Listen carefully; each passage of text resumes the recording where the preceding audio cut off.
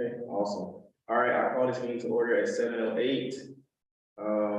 Are there any changes, additions, or subtractions to the agenda? Divine? Can you add a resolution? Do I have to give the title right now? I mean, if you can just give like a little brief summary. It's just in support of the Bruin Life Skills Initiative. It's a program that the Government Relations Office is requesting funding for from federal funding for fiscal year 23 or 24. So yeah, just that. Okay. Daniela? Can we strike ASRF tonight, please? And also, can I add a verbal portion to my report for tonight? Thank you. Alicia? Can you please strike ARC allegations?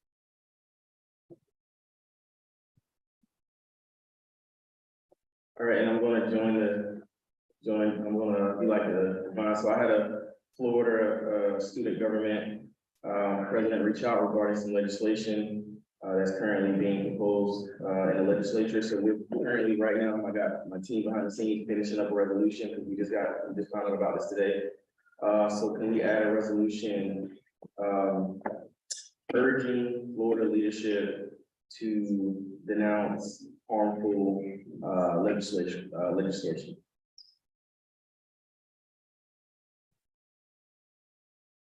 All right, does anyone else have anything they'd like to add? Okay, if not, can we get a motion? I move to approve tonight's agenda. Can we get a second?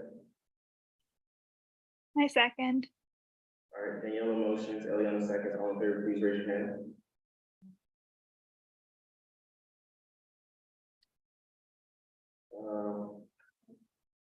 Well, you said you glitched. So everyone keep their hands raised. He said, can you all type your change in the chat? Okay, that's fine. And okay, we still got some people not voting. All right, can everyone lower their hands?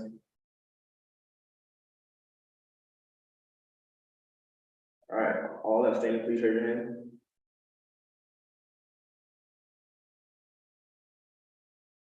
All against, please raise your hand. Okay, we're missing a couple votes. Council members, if you're in a meeting, please make sure you're voting. All right, and by a vote of 9-0, the agenda for tonight is approved. All right, next up, we have approval of the minutes from last week's meeting. I think we also, if I'm not mistaken, we're also approving the minutes from the week prior to that, correct? It's just 2 weeks ago, the one from last week. The one for last week isn't ready either? Okay. I think 2 weeks ago. Okay. Okay, one is ready. All right. What date was that? Yeah.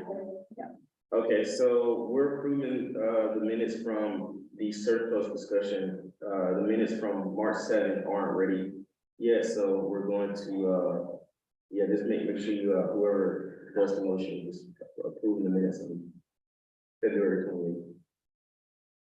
All right, can we get a motion? I move to approve the minutes of February 28th. I second. All right, Naomi motion, Sarah seconds, all in favor, please raise your hand.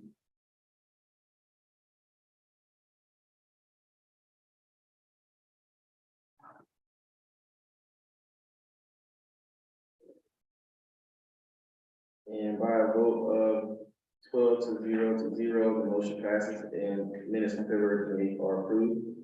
All right, next up, we'll have public comment. Public comment is a time for individuals from the Undergraduate Student Association to come to council and express any comments, concerns, or related questions that they may have. So I see we have a number of individuals here in person, and we also have some on Zoom. So if you would like to speak on Zoom, please raise your hand and keep your hand raised when you're promoted as a panelist. And if you have anyone in person who would like to give public comment, please raise your hand we can accommodate that, so we'll do one, we'll keep doing off and on in person and, on Zoom. So is there anyone, we'll start with in person, is there anyone in person that would like to give public comment? Okay, awesome, we'll start with Zoom then. We have one person so far, okay, two.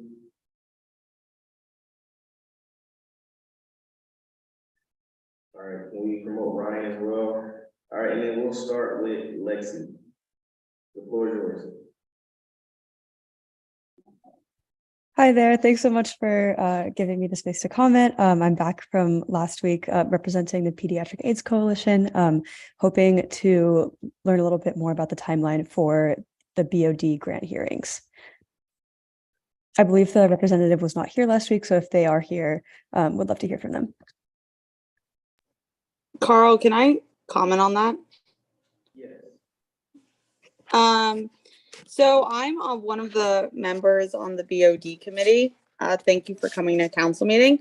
So we're trying to get a few, myself included, and a few other members of the committee just have to put in our recommendations.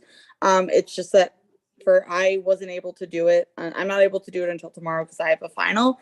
But once we get those recommendations in, we were planning on either doing a vote, an electronic vote to get the approval. So funding will be, once we get that vote in, it'll be up to GSA to distribute the funds. And then if we can't do an electronic vote, it would happen the first week of spring quarter. But we're gonna try to push to do an electronic one.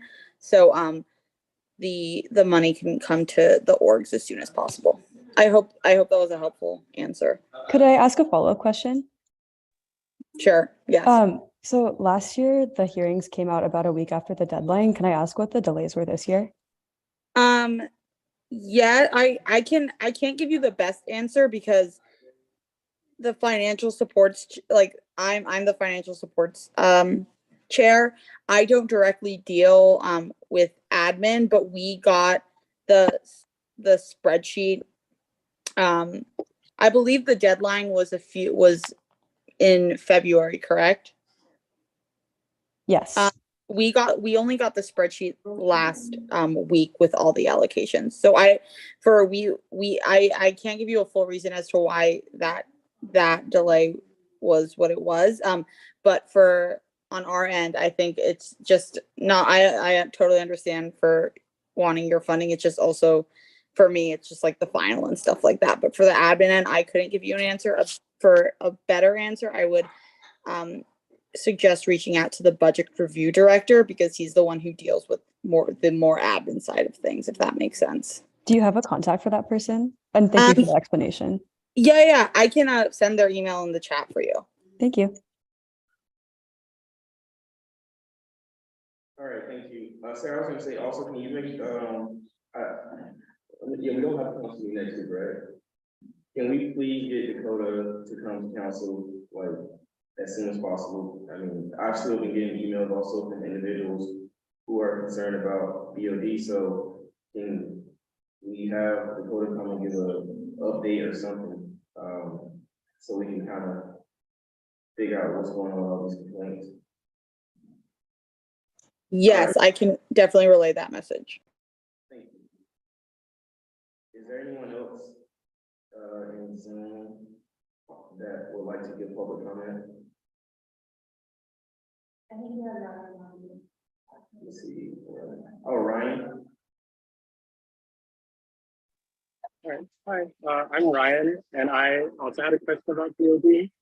I submitted a funding app for the United Client Students 25th Annual Culture Night for spring BOD, but the website says that we submitted it for winter BOD, and I'm not sure, like even though we submitted it for the spring deadline, it says winter BOD, and I couldn't change it on the website. So I was just wondering if our funding apps went through, because we haven't gotten any notification for a hearing. But if I could just have the contact of someone who could edit that information, if possible, that was my question. Okay. Sarah, you still have that point of contact, is he, Ryan's trying to reach out to someone from DOD. Yes, I will. I'm finding the email right now and I'll send it in the chat. Yeah, we'll get you some answers to that, Ryan. I'll put my email in the chat as well, and that goes for Lexi as well. Just CC me on all the emails that you do send to the email so I can continue to track that as well, okay? All right, perfect. Thank you. So we already submitted all the funding apps with everything. So just email with the edits that need to be made and should be all good. Okay. All right, is there anyone else that would like to speak? Or anyone else that will promote it?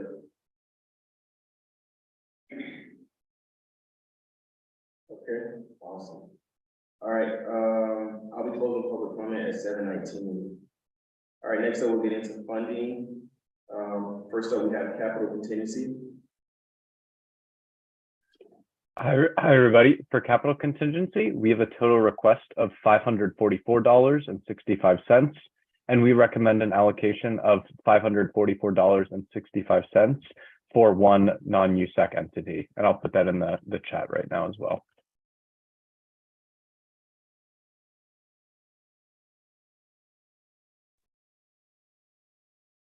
Does anyone have any questions, concerns, or comments regarding capital contingency for this week? If not, can we get a motion to approve? I move to approve capital contingency for this week. I second. All right, any motions? Alicia seconds. All in favor, please raise your hand.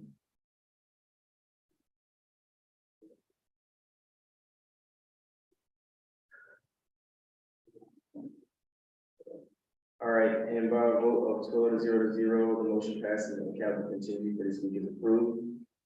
Next up, we have contingency programming.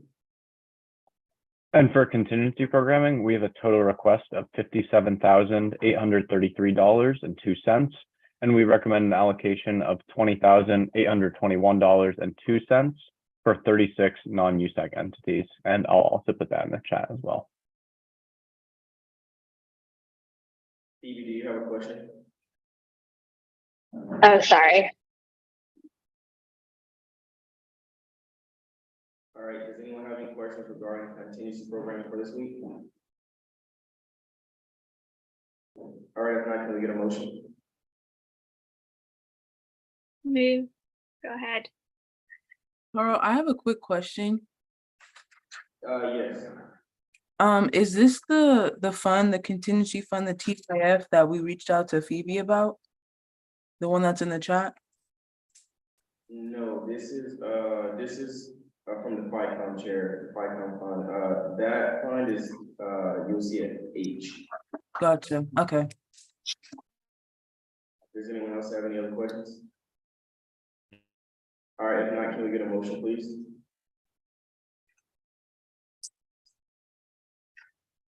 I move to approve contingency funding. I second. All right, Eliana motions, Naomi seconds, all in favor, please raise your hand.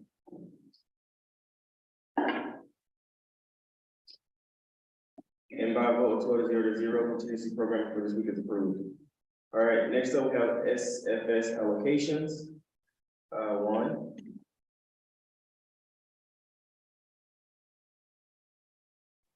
Hi, everyone. For SFS, this week we recommend a total allocation of $4,000 to one CSC organization and two non-CSC affiliated groups.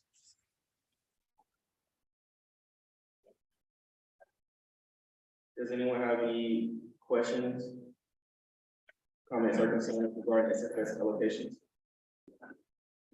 All right, if not, it is a consent item and it is approved. Next up, we have SWC program fund allocations. Anna? Hi, everyone. Anna's at a review session, so I will be proxying for her today. And I forgot to mention this earlier, but we're striking SWC programming fund. We're making no allocations this week. Thank you. All right, does anyone have any questions, comments, or concerns regarding? Oh, you're striking, I'm sorry. Devon, did you strike bag or Nope. no? Okay, well, next up is bag. Devon. Yeah. So this bag term, we allocated $5,819 to 8 non-USAC entities. Yeah. Does anyone have any questions, concerns, or comments regarding grant advocacy grant allocations for this week? If not, it is consent item, it is approved. Next up, we have AAC travel mini grant applications. Hello, this week we allocated $1,327.74 to 4 non-USAC entities, and I'll also paste that in the chat. Thank you. Does anyone have any questions, concerns, or comments regarding AAC travel grant mini, AAC travel mini grant allocations? If not, it is a consent item and it is approved. Next up is ARC allocations. Earlier in this meeting, I striked them. Okay, can we have that struck from the agenda? All right, and next up is TGIF. Hello, $23,671.43 to 3 non-USAC entities. All right, does anyone have any questions, concerns, or comments regarding TGIF for this week? I do. Phoebe, I wanted to boost the Harambe Council's access to TGIF and how that works. And if there's any allocations that specifically go to the Harambe Council. Yeah, so I believe the Harambe Council, just like one of the other orgs that we have right now, was allocated money maybe a couple of years ago that can be considered for carryover. From what I'm told, there hasn't been much money expensed from that account, not last school year. So we might want to call in the Harambe Council and any other orgs that haven't expensed their accounts that are carrying over into a TGIF committee meeting, just so we can work with y'all to see like what the intended use for funds would look like this year, just because it's been like sitting idle for a while. So perhaps if people are available week 1, Monday at 10 a.m., that would be the time to like come in and speak with TGIF. Can you send me that information to my email? Because there is a lot of programming and events coming out of the Harambe Council, but Black students aren't aware of the funding available to us. So I think that's one of the issues of why nobody has tried to access TGIF. But if you send that to me, I could relay this message to the Harambe Council. Yeah, no worries. I think it's just like also a matter of like whoever originally applied, like in carrying over the fund year to year, like, needs to have like that same like sustainability tie to the event or to whatever the original allocation was used for. So I think that might have been the issue, but we can definitely reach out soon.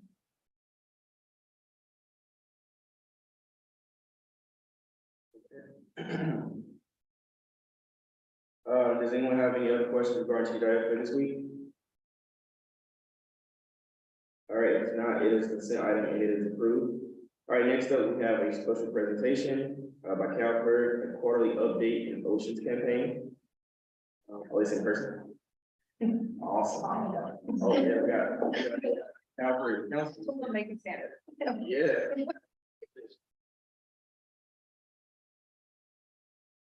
Yeah, we'll just try it and figure it out. Can we open on this computer? It's okay if we can. Well, then we have probably should do it. Yeah. Yeah, because if we do it from this computer, we lose the webcam. Don't have. We can also join the agenda. I think that's better. Okay, cool, okay. Yeah. It's in one, and it's the agenda.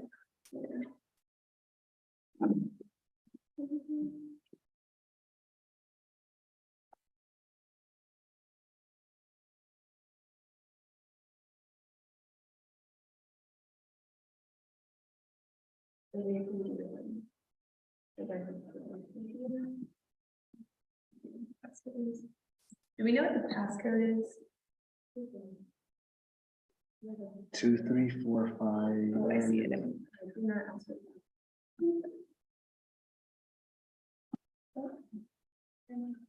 That's why let's keep it on.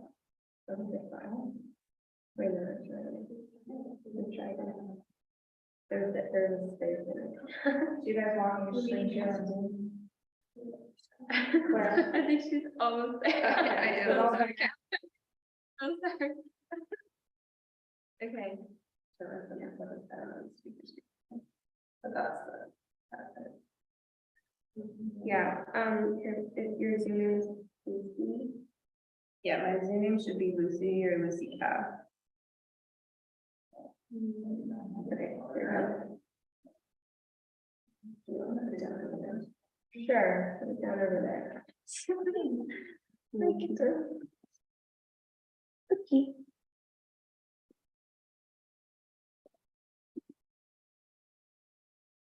It says host disabled participant screen sharing. Okay, I updated it, you should be good.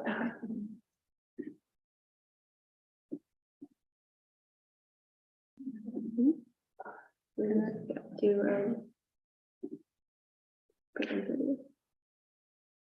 okay, cool. Does it look okay on Zoom? Okay. Okay, awesome. Woohoo. Thank you guys so much for working with us on the technical difficulty stuff. But we're just gonna do a quick presentation. This is our quarterly update presentation via our contract with UCLA to just tell you what we've been up to. And also, since we are doing a resolution today, also just give some quick context on that. So we'll start by all introducing ourselves. You guys know me, my name's Clara. I'm a third-year sociology major, and I'm the chapter chair of CalPERT. Someone else wanna go? I'll go. Hi guys, my name's Lucy. I'm a third-year physics major, and I'm an intern with CalPERT, and I've met with a lot of you about the resolution. Hi, I'm Emily. I go by she, her pronouns. I'm a third-year political science major, and right now I'm the coordinator of our plastics campaign. My name is he. I use he, him pronouns. I'm a first-year mechanical engineering major. I'm also an intern with CalPERT. Hi, my name is Emma. I'm a second-year student at UCLA Extension. I'm doing a certificate in international trade and commerce, and I'm also an intern with CalPERT. And I'm Natalie. I'm a second-year MCDB major. I'm also an intern with CalPERT. Yeah, kind of like the arrows. Oh, arrow. I first want to start by doing a little refresh on our organization. CalPERT students. Oh, sorry, go back. Technical difficulties. You got it. So CalPERT stands for the California Public Interest Research Group. We were started by students in the 70s who just wanted to have a say in local, statewide, and national politics. They pulled their resources together to hire a staff of organizers to train them on how to run strategic grassroots campaigns, which is what we still currently do. We have decades of victories, including our mobilization of thousands of students to commit our state to 100% clean electricity by 2045. And most recently, we helped pass SB 54, which is being called the most comprehensive plastics policy in the country. So our students have been at the forefront of social change throughout history, from civil rights to protecting the environment, all because young people have a lot at stake and have the vision and drive to push for a better future. So currently, the 30,000 UC student members that choose to add the $10 CalPERT fee to their tuition every quarter is what gives us the ability to work for the public interest in the long term and hire our staff that help us with everything that we do and are really helpful on how and help us win our big campaigns that we continue to do. So we have 8 chapters across the UC system, as well as chapters in states across the country. We are governed by a statewide board of directors made up of students from each chapter who get to make real decisions about the organization and what we do, like voting on the budget, deciding our statewide lead campaign, as well as approving any new campaigns that our students want to run. We also have a statewide executive committee where 6 students are elected from the board of directors who help to drive statewide priorities. Our very own Clara is the elected statewide board chair for the state this year. Woohoo!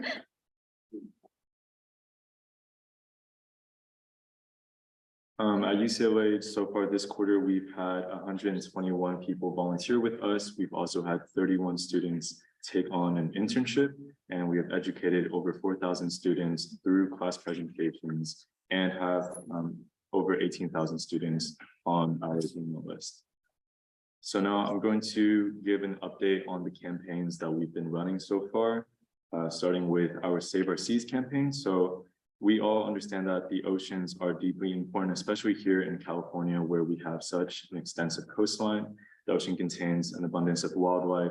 It produces at least half the oxygen that we breathe, as well as being a place where people turn to for recreation and food. But there are a variety of threats to our oceans, such as climate change and plastic pollution, and notably the most direct threats being offshore oil drilling, as well as commercial overfishing.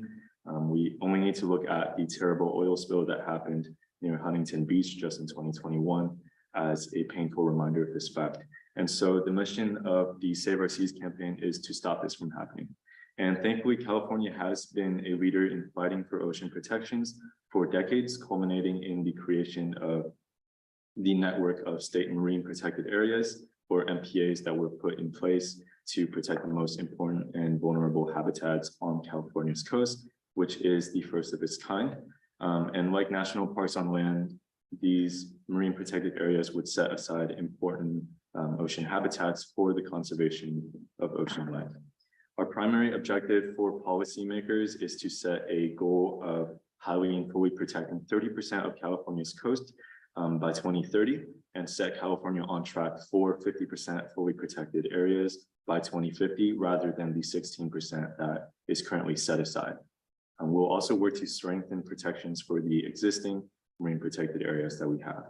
And while MPAs have a proven track record in California and around the world to be effective, their implementation still provokes a lot of opposition from commercial and recreational fishing interests. This makes creating and maintaining strong protections for ocean habitats difficult, as the fishing industry is a powerful and fairly well-respected industry in the halls of power and in the media. The Fish and Wildlife Department is conducting a review of marine protected areas over the last 10 years, which began in December 2022, and the state will be concluding the review on April 20th of this year. And so our job is to demonstrate enough public support in favor of raising protections by that deadline. So far, we've collected 1,200 petition signatures. Clara has made public comments at a convention in Canada around marine protected areas. We held a lobby day where we talked to over 50 legislators about this campaign. And we just held an Oceans Carnival here on campus just last week in order to build awareness for this issue. Awesome, thank you. So another campaign we're running is our Beyond Plastic campaign. So we live in an economy that encourages us to buy, use, and toss at the greatest possible speed, especially with online retailers. They create an enormous amount of plastic waste with single-use packaging that we really don't need. And not only does the pile of plastic we're confronted with every time we receive an online purchase seem excessive, but most of that plastic can't be recycled. And plastic packaging, including shipping envelopes, bubble wrap, and foam, becomes waste as soon as it's opened because it's biodegradable, meaning that packaging sticks around in our communities and polluting our environment. The problem is only going to get worse if we don't do something about it, especially with the increase in online shopping since the COVID pandemic. In fact, plastic packaging from e-commerce is estimated to double by 2026, which is only a few years away. And the solution is really simple. It's simply to stop making so much single-use plastic. So we're calling on Amazon to eliminate single-use plastic packaging in their shipments. And we know this is possible because Amazon has already committed to stop using single-use plastic in shipments in Germany and India. They have biodegradable alternatives to single-use plastic film and polystyrene packaging, which is styrofoam, are available, and substitutes are already being used by companies across the country. And our goal is to get Amazon to stop using so much single-use plastic in their shipments, and we're doing that by targeting Amazon specifically from the consumer point of view, because corporations care about their brands and the public, and Amazon shoppers care about the reduction of single-use plastic. In fact, 72% of Californians support policies that reduce the amount of plastic packaging used in online shipping. And 49% of shareholders of Amazon.com support a resolution that asked Amazon to disclose how much plastic packaging it uses and report on ways it can significantly reduce the overall use of plastic for packaging. We can convince Amazon that it's in their business interests to phase out single-use plastics if we keep up the drumbeat that their customers want this action. By building support at our chapters, we can show Amazon that this is an issue that the public and therefore their customers cares about. So in our campaign, we have gathered over hundreds of petitions on this campaign. This quarter, we also put on a big event where we made a replica of the Bruin Bear made up of Amazon envelopes, all from campus, and you can see it there. It was awesome. And another campaign we ran this quarter was our hunger and homelessness campaign. No one should have to worry about whether they will have food on their plate or a roof over their head, but the reality is that hunger and homelessness are widespread problems that affect far too many people. Many Americans are living on the edge, forced to choose between basic necessities like purchasing food, paying rent, or going to the doctor.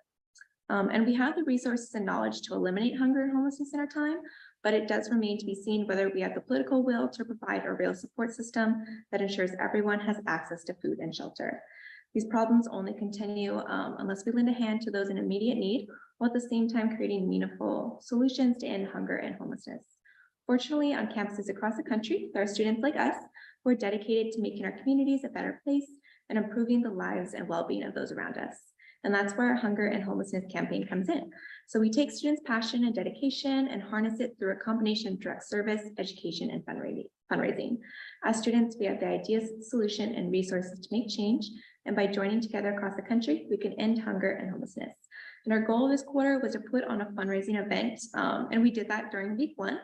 We were able to hold a benefit concert with over 8 acts performed, many of them coming from UCLA, and we raised over $1,000 for the Los Angeles Regional Food Bank.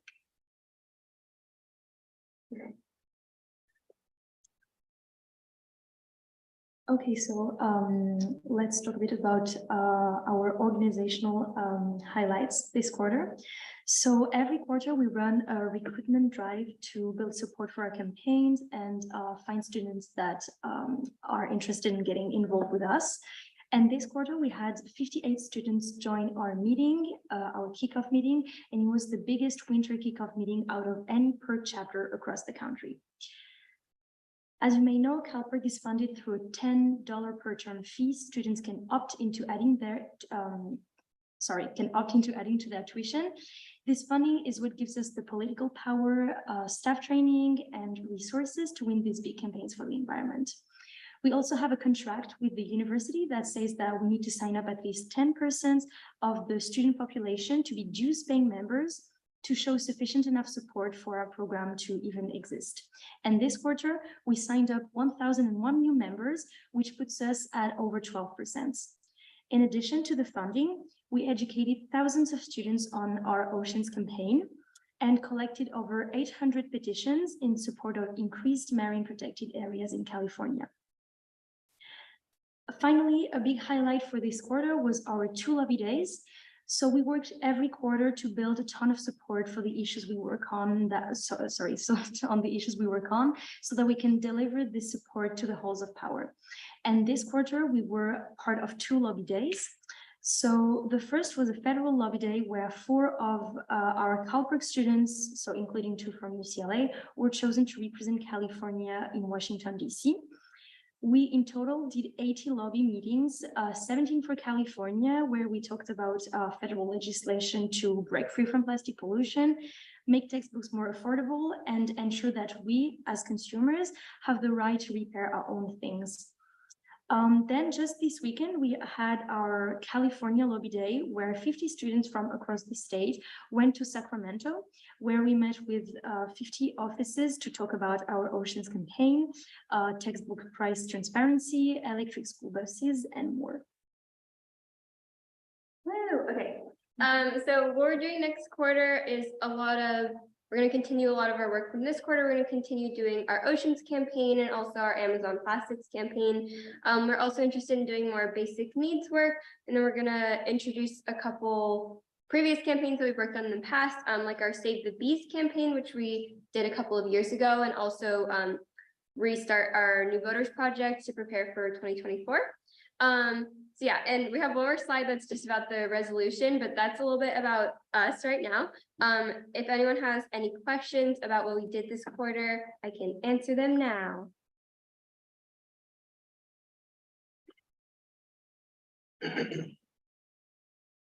Cool.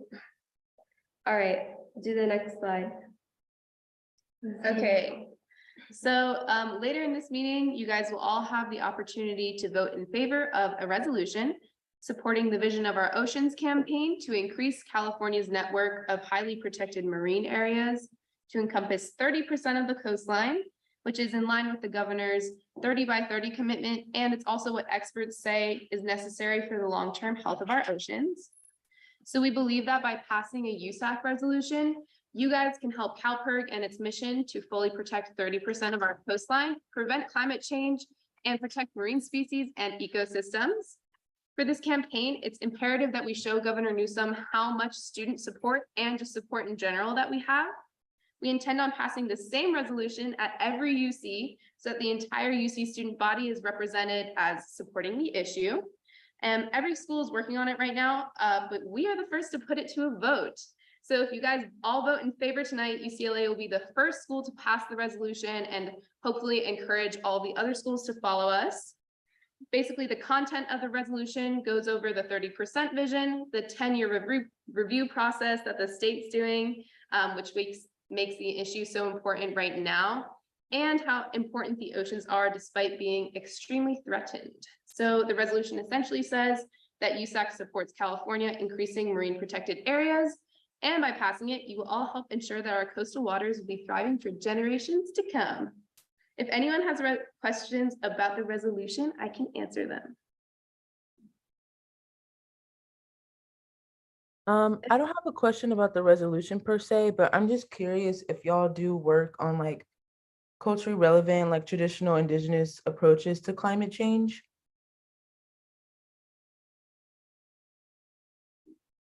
Yeah, not really, to be honest, but that would be something interesting to incorporate. We do a lot of similar campaigns in terms of climate change and environmental stuff, and also like the oceans campaign as well. Yeah, I know y'all had reached out to meet with me. Maybe when we meet, could we talk about a potential collab with ASU to work on something related to like African approaches to climate change? That sounds super cool. Okay. Yeah, we're gonna meet, I swear. Been trying so hard. Yeah, we're scheduled that meeting so many times. If nobody else has questions about the resolution, then thank you so much for listening. And we were super happy to give out our quarterly presentation, and we hope you all have a good rest of your meeting. Awesome. Thank you all for Thank you all for what you do and for coming in person. We really appreciate you. There's more. Yeah.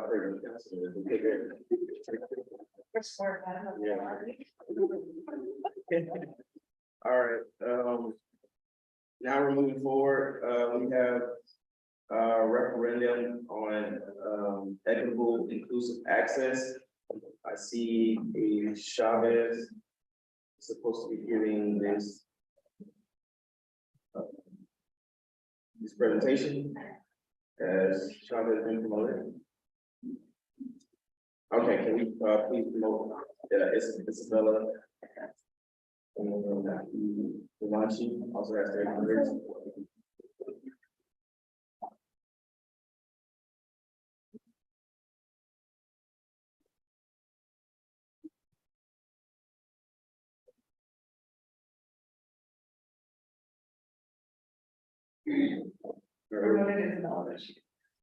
Okay. All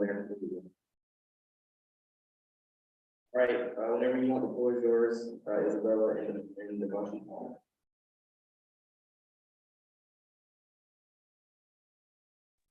Good evening, everyone. Thank you all for your time. We're going to do some brief introductions from Devanshi and I.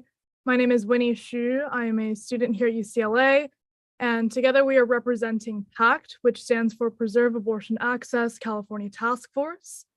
And below us, we have an SB 24 working group that is affiliated with the UC Global Health Institute. Devanshi, if you want to introduce yourself. Sure. Hello, everyone. Thank you for allowing us and I guess UCSB as a representative to present today. My name is Devanshi Tomar. I'm a third year at UC Santa Barbara. And before we begin our presentation, Winnie and I want to thank your office for its priority of reproductive justice and reproductive freedom, and the ability to present on SB 24 and the importance of its implementation. So thank you. Excuse me, I'm so sorry. I was looking at the agenda wrong. Your part is not up yet. I'm so sorry. It was supposed to be a special presentation for Senate bill. So. Oh, yeah, that's right. Okay. Oh, Milan, I thought you were saying I was. I think we were just called it the. Oh, okay, okay. Oh, I'm so sorry. Sorry. You have before you. I'm sorry. You're all good. So specifically what we're presenting on tonight is SB 24, the equitable, rapid, and 24 implementation of the Senate bill that mandates medication abortion services on all UC campuses and all CSU campuses. So today we will be talking about the work that we are doing to ensure an equitable implementation, as well as how it impacts UCLA's campus and the entire UC and CSU system. Devanshi, if you want to start us off. Sure. So PACT stands for Preserve Abortion Access California Task Force. And as Winnie mentioned, what we're seeking to do is ensure that Senate Bill 24, which expands medication abortion access to all UC and CSU campuses, is one that is implemented rapidly, equitably, and 24/7. So what rapid means is that we ensure that it is implemented by the January 1st, 2023 deadline, which is this past few months. And what our understanding was or is that all UC and CSU campuses have stated that they are equipped to provide medication abortion, hereafter mentioned MAB, to all of its students who request that service, which remains the two priorities of ensuring that this bill is implemented equitably, making sure that access to abortion looks similarly as it does at CC Bakersfield as it does at UCLA. So placing student health clinics as well in the context of their geographic orientation when it comes to proximity to other student health resources, or when it comes to proximity to non-UC affiliated clinics as a way to sort of offload the burden of services involved with reproductive health. The final thing is 24/7 implementation, making sure that we cross-educate different organizations that exist at the UCLA campus so that they feel equipped to provide counseling or services related to abortions, such as psychological counseling, resources to do with sexual health, so that the burden of care is not specifically placed on student health clinics. So these are the three prongs when it comes to implementation that Winnie and I are looking at and our working group is looking at, both in terms of research questions as well as outreach when it comes to making sure that people know that this is something that is available on their campuses. Right. And our methodology towards approaching this implementation study is through community collaboration, specifically here at UCLA, establishing connections with the Student Wellness Commission and various organizations under ASU, evaluating implementation and understanding the experiences of college students as they're seeking medication abortion services, as well as reporting these findings and serving as a bridge of communication to the UC Office of the President to ensure that medication abortion implementation and the school's dedication towards reproductive health is a constantly reforming and progressing implementation. So specifically what we are doing right now, and the reason why we're presenting tonight at today's meeting, is to ensure that all representatives of the UCLA student body are aware of these services, as well as this continued collaboration that we will be progressing throughout this entire school year and the next. And right now, what we are working on is presenting a survey and sending that out to the entire student body, gauging how many students are aware of these services and how we can improve that publicity and access to students looking into reproductive and primary care services. So what that manifests as, or what it has accomplished so far, is on 4 different UC campuses, we have been able to ensure that their newspaper is covering SB 24, as well as the larger context of medication abortion access and the piece of the puzzle that UCs are, as well as CSUs, when it comes to ensuring that California residents have access to abortion. We have presentations like this that we do to several organizations like the UC Global Health Institute Student Ambassadors, the Academic Senate, including this campus as well as UCSB's campus, social media takeovers to different organizations and different reproductive justice niches to sort of talk about how abortion fits into the context of their causes and their advocacy points. At UCLA during Sex Week, we are planning an abortion teach-in symposium for undergraduates, talking about medication abortion, as well as just how to get involved in the space of abortion access and to do advocacy here, as well as having established a working group specific to UCLA. In that we're sort of discussing and I guess mobilizing different student groups to see how they can contribute to making sure that access at UCLA is something that is expanded. Figuring out who the movers and shakers are when it comes to UCLA's campus, of what the best communication channels are, who has the funding to make sure that awareness is something that we prioritize. And what that is eventually manifested into is a resolution that we are creating, both at UCLA and on several other campuses, expressing student government support of student access to abortion. One that is then supplemented by the commitments by the different organizations on the campuses. For example, at UCLA, that would be the Counseling and Psychological Services, the Student Health Advisory Committee, the Student Health Education Promotion Committee, and as well as the Sexual Health Coalition. I think one of the most important things about Senate Bill 24 is that legislation like this continues on, and that it acts as sort of a model piece of legislation so that we can improve other aspects of reproductive justice, or the, I guess, agency and choice that people have when it comes to fulfilling their own reproductive destiny and what they see fit for what they want when it comes to their medical choices. So student government support of Senate Bill 24 is something that we are prioritizing in this time when it comes to outreach. And we hope to introduce this resolution here at UCLA with the help of the internal vice president. And essentially, we want this implementation to not just be a half-hearted implementation from the student government, or excuse me, from the university administration, but rather we want to ensure that we are taking into account the financial, social, and economic circumstances of not just students here at UCLA, but the increased access and future access of students here at UCLA. And specifically, the current political atmosphere of abortion access in California is very up in the air right now. Despite California being a safe haven for abortion access in a post-Dobbs world, the current FDA lawsuit against mifepristone, which is the first pill in the medication abortion process, has the potential to be banned because of a current FDA lawsuit. So we are pushing this issue because it is extremely timely and extremely prevalent, especially at UCLA's campus, where the majority of college students will, in their 4-year time span, be sexually active. We are hoping to push this resolution to ensure that we are fully implementing SB 24 and preparing our physicians and the ASH Center and medical partners of UCLA of this lawsuit that could potentially ban this first step of medication abortion. To sort of close off what Winnie was saying, I think the biggest thing that we've learned and the biggest thing that we're pushing is the role that student governments play in making sure that California, in both a national context and also within the state itself, expands the right to abortion. Hundreds of thousands of California's residents are students who attend the UC and CSU campuses.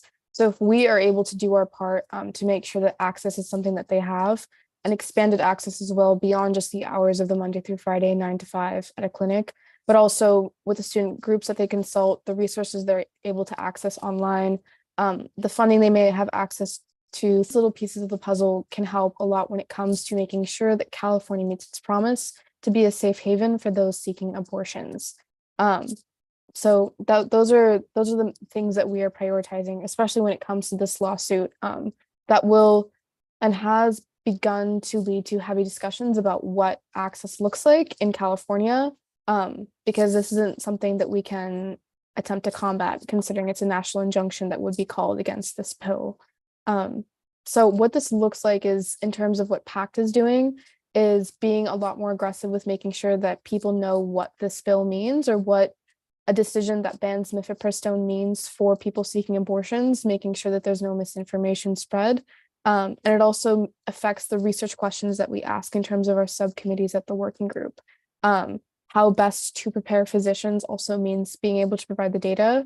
And in order to, I guess, lobby for this, we need to collect and have the information necessary to make sure that our approach is one that is systematic and based on multiple disciplines, and representing the student interest. That's our advocacy. Yes, and that is our presentation and the findings and workings of PACT, specifically at the UCLA campus and towards UCLA student body and its community. So we will be we are currently working on a resolution ensuring the student government's commitment towards reproductive health and furthering SB 24. So we hope that we were able to provide some more context as to why a resolution is important and why support towards furthering reproductive justice is crucial.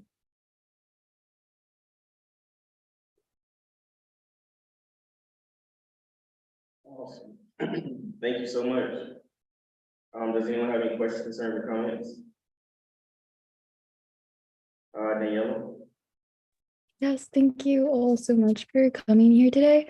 I wanted to ask about what is like the potential opportunity for this Senate bill to also include and capture California's community college system, because just thinking about like the California community college that is local to where I am from, they do offer extensive health services, and I feel like students who are at these schools would also benefit from these kinds of services. Yeah, that's an amazing point, specifically about how we can include California community colleges under this legislation. So specifically, when we are having a conversation about SB 24's implementation, unfortunately, it does only apply to the UC and CSU campuses. So the 10 UC campuses and 23 CSUs. However, I do believe that having a firm foundation of establishing these services at, these very largely funded and very public universities will propagate lobbying for abortion services at California community colleges. Does that answer your question? Yeah, it does. I guess I'm just a little bit concerned that they're not like included in the bill from the get-go, because there's just like such a vast number of students that do go to these schools, and I would have really liked to have seen like CCs targeted. But I definitely understand your explanation. I appreciate your answer. Yeah, absolutely. And I think that the growing concern of community colleges not being included under SB 24 is critical and must be tackled with further advocacy.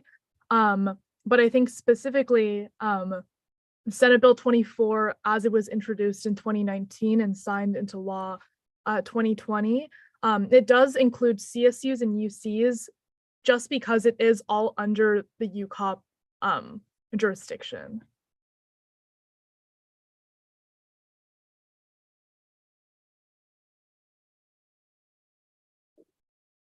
Okay, do we have any other questions, concerns, or comments?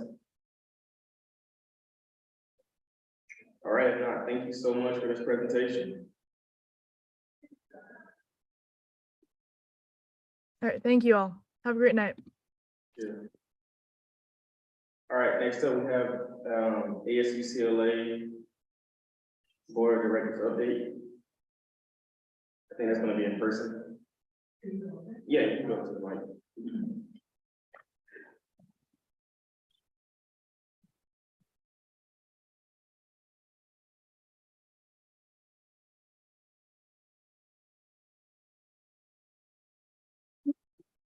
Hi,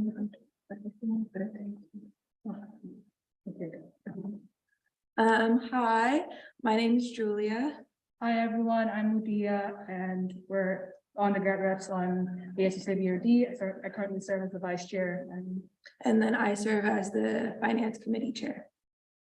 So we're just gonna highlight a few things, updates of the year in order to facilitate and improve the collaboration and partnership between all the ASUCLA entities like USAC here on campus.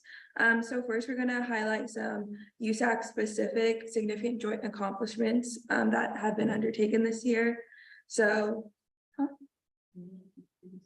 in relation to previous years as well. So the collab with USAC, MO, Student Affairs, and other stakeholders to bring about the Black Women Resource Center at Kirkhoff Hall. We just celebrated the first year anniversary, so that's a great accomplishment. Implementation of CalFresh EBT acceptance in the ASUCLA store and continued collaboration with the Basic Needs Committee. So that includes entities like the 580 Cafe, Seminole Institute, the CalFresh Initiative Team, and CPO. Right now we're up to 20,000 EBT transactions, which is great. It means that students are kind of getting rid of that food insecurity, and that's exactly what we want here. Also, obtaining COVID relief money and distribute them to students. Other collabs with various student groups to obtain funding and develop new exterior mediation spaces. Collab with USAC to implement the mechanics for the free Blue Book distribution. Obtaining funding for USAC stipend positions through a grant from the UCLA Foundation. The Judy Baca mural on the north side of Ackerman. The entities meet and greet session. So that was great, where we did ASUCLA, USAC, Com Board, X Board, and then the development and distribution of the 4 entities newsletter. There's also a few opportunities that we can still collaborate on. So that's obtaining grants to support USAC stipends, expanding CalFresh to other locations, not just the central location at Ackerman. So that's like at things by like North Campus, on the Hill, things of that nature. Establishing a work group of the 4 entities of ASUCLA to build joint projects and initiatives and just gather more sense of community. Working on identifying additional revenue or avenues to bring resources necessary to building and refurbishing student spaces. Again, we want our campus to look nice and for students to all feel welcome. So this would be a really awesome idea that we could potentially collab with. Also identifying any USAC specific initiatives that y'all are interested in and creating a strategic partnership to bring them in. Advocacy at the state and federal levels for items of importance for students, so hearing more student voices. And then also meal swipes. So the value increase of the meal vouchers that you get, like if you swipe in for something to get at Ackerman, that's a UCLA housing dining decision. So we know that the cost of products has been increasing and will continue to increase just with the nature of the economy. We fully support the value increase in swipes and are in communication with housing to bring that about. And that way it's more access for students living on the Hill to eat when they're on campus, which again helps reduce food insecurity. And just to add on to everything that Julia just mentioned, which just covers like things that have been done in past years and things, opportunities are currently going on from a partnership and communication building perspective. We think that there are a few initiatives that can be established or just emphasized because most of them have been, but for some reason that they get lost in the weeds. So one is the presentation of various areas of ASUCLA student-run enterprises annually at one of the early in the year USAC meetings. Some of which that you all already do. So the presentation would include specific initiatives planned and key areas of partnerships for the year to come. Monthly or quarterly updates to USAC and programs and initiatives under the board's jurisdiction, some of which like Julia just mentioned, and that can be done by student board members and or staff that periodically like also like present to you all as well. And presentation of any surveys completed on the wants and needs of the student body for services and products, which we usually do, most of them annually, and some of which have been shared with entities or USAC that reached out. Presentation on ASUCLA nuts and bolts for incoming elected officials that, among other things, which would include an explanation of fiduciary responsibilities, the statement of understanding between ASUCLA and UCLA, and just additional relevant information that would kind of highlight stuff like, for example, like the distinction between UCLA administrators and ASUCLA, some of which I know myself and Ileana got to learn a lot about that from Roy from a meeting last week as well. But I think everyone could benefit from, you know, presentations like that. Another one, presentation by USAC at ASUCLA board meetings and or relevant committee meetings on initiatives underway by USAC that you feel like a partnership could be useful. We've had some of those this academic year with General 3 Ileana and Services Committee for certain initiatives that she's working on, which have been proved like really beneficial as well. I think that pretty much sums everything that we had. And with that said, I think it's a lot of things we went through, kind of like a laundry list, but I'm just going to ask like to areas that you all might be interested, if necessary, in how we can support them in similar ways, and just any questions in general as well. But yeah. I have a comment. Julia, you mentioned that one of the accomplishments of ASU UCLA was the BBRC, and to my understanding, that's incorrect. ASU advocated for the BBRC, and so I might reword that if I were you, because it kind of steps on the toes of like Black student leaders here at UCLA. But yeah, ASUCLA was not responsible for advocating for the BBRC. It was ASU and other Black student leaders in the Black Bruin community. Yeah, I'd just like to clarify that because I have the notes here as well. I think that would be mentioned to say that not just ASUCLA, because it wasn't like an ASUCLA thing, just to clarify the correct language is like collaboration between, you know, USAC, MOs, student affairs, MOs, which include ASU student leaders and other stakeholders that brought about the BBRC as well, that's hosted in Carter Hall. We only mention it because it is hosted in Carter Hall, which is one of the ASUCLA entities, and just to highlight the collaboration that happened there as one of the things that USAC was also involved in addition to the ASU student leaders that are like a significant part of the collaboration.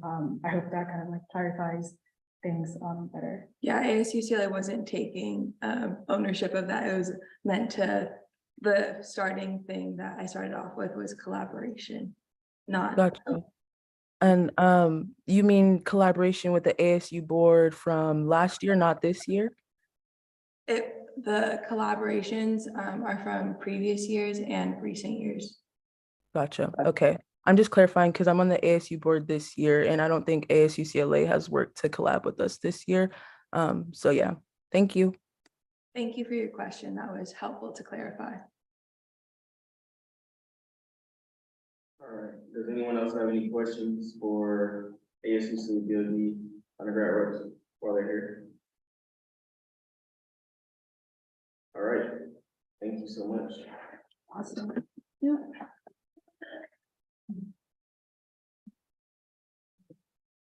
All right, next up, we have UC National Center for Free Speech and Civic Engagement. Devon. Hi, can you, yes, I think Melanie's raising her hand. Can you promote her for me, please? She will be giving this presentation. Hi, so good to see everyone. Can I share my screen? Can everyone hear me all right? Yes. Okay, cool.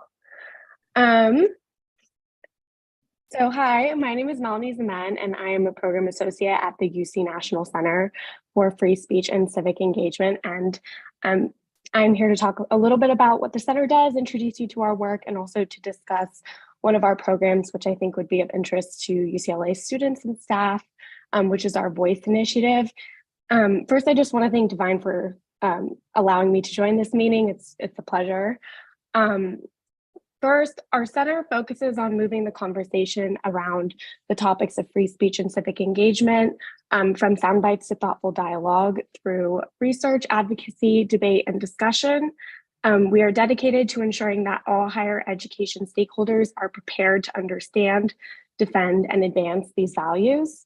Some of our programming includes a national fellowship, which we currently have 11 fellows working on projects across the country, as well as no-cost programming and educational resources. And of course, our Voice Initiative, which is the program I'm going to be discussing today. So this is our Voice programming. Voice stands for Valuing Open and Inclusive Conversation and Engagement. It is a UC-focused funding program. Students, faculty, admin can apply for up to $5,000 in funding for conducting research or coordinating programs and activities that further the center's mission. This year's theme is specifically focused on protecting democratic freedoms. So anything to do with basic fundamental freedoms. Past projects have included Votella at UC Berkeley, which was a music festival, which was done to increase voter turnout. Or at Davis, they had a Journal of Legal Studies, which featured undergraduate writing. We also had a UCLA project, which was a book club focused on anti-racist books, as well as a number of podcasts. So it's really creative, open to anyone who has a creative project around these issues. On the screen, you'll see a QR code. Sorry, I went fast, but the first QR code was to our website. The second one is to our page to apply for this funding if you're interested. Applications are currently open and they close April 28th, so quite a while to apply. And they're open to faculty, admin, grad, and undergrad students. So anyone who's interested in applying. Only caveat is you have to be connected to a student organization somehow on campus, so or to a department, something like that, so that we can get you the funding. But yes, and then the last thing I just want to mention is that the center hosts a national conference once a year. This year it's on Zoom. It's happening next Thursday. It's half a day. It features speakers like President Drake, as well as a number of other UC faculty members, national journalists from NPR, Washington Post, as well as UCLA's own Vice Chancellor Gordon. So if you're interested in joining us, it's going to be a great conversation. There's a QR code to register for that on the screen as well. And yeah, I just want to say thank you again for letting me join in your meeting and discuss the center. And if anyone's interested in learning more about our Voice program or has any questions, please feel free to reach out. Does anyone have any questions or comments?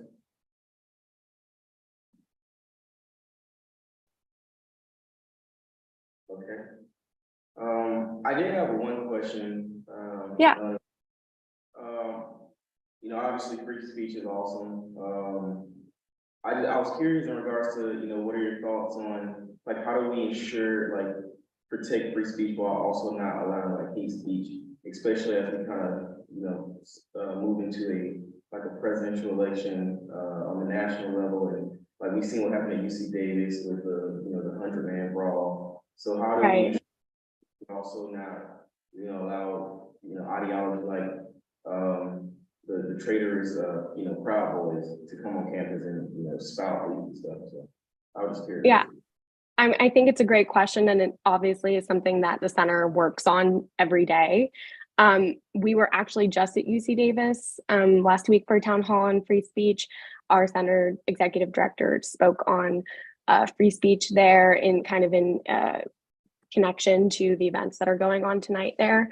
I have to say, I don't have a good answer for you. There's no easy answer, except that free speech fundamentally is about the government restricting your rights to speak, and you don't want the government to be the one who's deciding what you can or can't say. And unfortunately, that means that ugly speech that can be really hurtful is protected. And we like to talk about fighting hateful speech with more speech. and using your voice to overcome harmful speech. I think that obviously these issues are easy to, hard issues, and I don't want to make a small statement, but if you're interested in learning more and talking about these things, we're going to be talking about these issues at our conference next week. So one of the panels is focused on hate speech and student press and how they can respond to hate speech on campus. So I highly encourage you to register if you want to learn more. Awesome, thank you so much. Yeah, thank you. Thanks again for having me join. Have a good night. All right, next up, we have officer reports. All right, so for this week, my staff was able to meet with Cal Perg. I know work with Lucy Center. Okay, I was supposed to meet with Lucy. I ended up missing that meeting. I'm sorry, Lucy. We're continuing to plan Be Stressed with Dogs for finals. Obviously, I think, with the weather and everything, it's definitely well needed. So we'll have some, we're finishing up the planning for that. I met with the academic senate regarding just the future of, some of the initiatives that they're planning to do just campus wide, especially in regards to hybrid classes like in-person and in-person versus the way they're gonna advocate for those and advance the advertising of those classes. I met with the Vice Chancellor of Student Affairs regarding the DDRC director search. So we're currently, the current director is the interim director, but they're currently interviewing 3 individuals. So we're wrapping up the interview process for that. I did an interview with Bruin Life and an interview with David Bruin, also preparing my speech for Bruin Day, which is going to take place next month. So I just got alerted that I'll be going to that. Other than that, that's pretty much all for the president's office. So I'll push over to internal vice president. Yeah, hi everyone. So for this week, I also met with CalPERG to discuss the Oceans campaign. So yes, loved hearing from CalPERG. Other than that, we also are working on our 2 surplus funds. So for the IBP Partnership Fund, we just finished our guidelines for the Partnership Fund and then finished the application for it as well. But we're still waiting to release it. We're just like kind of cleaning it up, and then we will release it soon for student groups. For the IVP Housing Relief Fund, we just reached out to the ECRT to discuss like the application methods, since it does contain like sensitive information. So we're just waiting for a response from them to proceed with like the application and just the distribution of these funds. So we're waiting on their response, but I am meeting with Jessica, Fernando, and Linda on Friday to discuss like accessing these funds. So if anyone's waiting on like the IVP Partnership Fund or the IVP Housing Relief Fund, that will come out very, very soon. But we just need to figure out how to distribute those funds. So probably this Friday. Other than that, we also held our IVP retreat last Sunday for staff members to kind of meet and collaborate. And it was the first time like staff members from different committees got to kind of be together outside of general meetings, which was really nice, I think. So hopefully there are more collaboration in the future. And then lastly, super duper exciting, we're hosting our finals de-stress event this Thursday from 11:30 to 3 o'clock in Bruin Plaza. So you can drop by anytime between then. It should be really, really fun. We're hoping to give students an opportunity to de-stress and eat before going to study for these various finals that we have. But we're handing out cookies, and like we're doing a few fun activities like journaling or stress bowls. So if you all want to stop by, definitely note that in your calendars. But yeah, other than that, that should be all for my office, and I'll pass it off to Divine. Hi folks, I don't have too much. For this past week, bag apps were due and presentations / review process was done. As to why I was able to present that to you tonight. I was also able to meet with CalPERG to discuss their Ocean campaign. I'm excited for the resolution. The last exec meeting was last night, and we are in the process of doing winter quarter transparency reports that will be posted to the Instagram like it was in the beginning of winter quarter for fall. There was no all staff meeting yesterday because everyone was at student lobby conference. So we will be picking up all staff meetings back next spring at the top of spring quarter.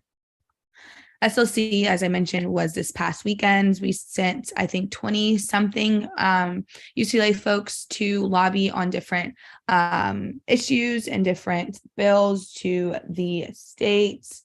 And it went very well. I did not attend, but I heard great things. There was also UCSA board meeting that took place on Sunday as well. Black Student Lobby Day is coming up. So is Transfer Lobby Day, but specifically Black Student Lobby Day is coming up sooner. I am going to be reaching out to ASU folks again to try and just spread it out there, as well as BBRC. I believe BBRC put it out in the newsletter, but just to reiterate it, we do have a Black delegation. The app is closed, but we're going to open them back up because the Black delegation is not very strong. So we're going to try to push it a little bit harder than what we have been. But yeah, amazing. That would be great. Yeah, because I know we reached out to certain folks and we put it in certain conversations, but I don't think people care enough, sadly. But hopefully we'll get it more out there. Yes, as well as for transfers too. And yeah, for Transfer Lobby Day. Also, we'll be coordinating for that. And then tomorrow I'm going to DC to speak at an event called the National Pathways Initiative. It's about higher education reform. I will be out there for the rest of the week, and we'll be reporting back on how that goes. But yeah, that's it for me.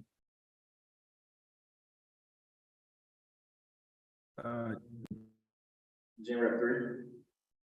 Thank you so much. So I also met with CalPER. I've worked with Simone Anderson on a surplus proposal, which I'm very excited about. And what else? I've been working with the Disability Peer Mentoring Project, working to set up a collaboration between us and Campus Retention Committee mainly, as well as expanding our board. So that's been exciting.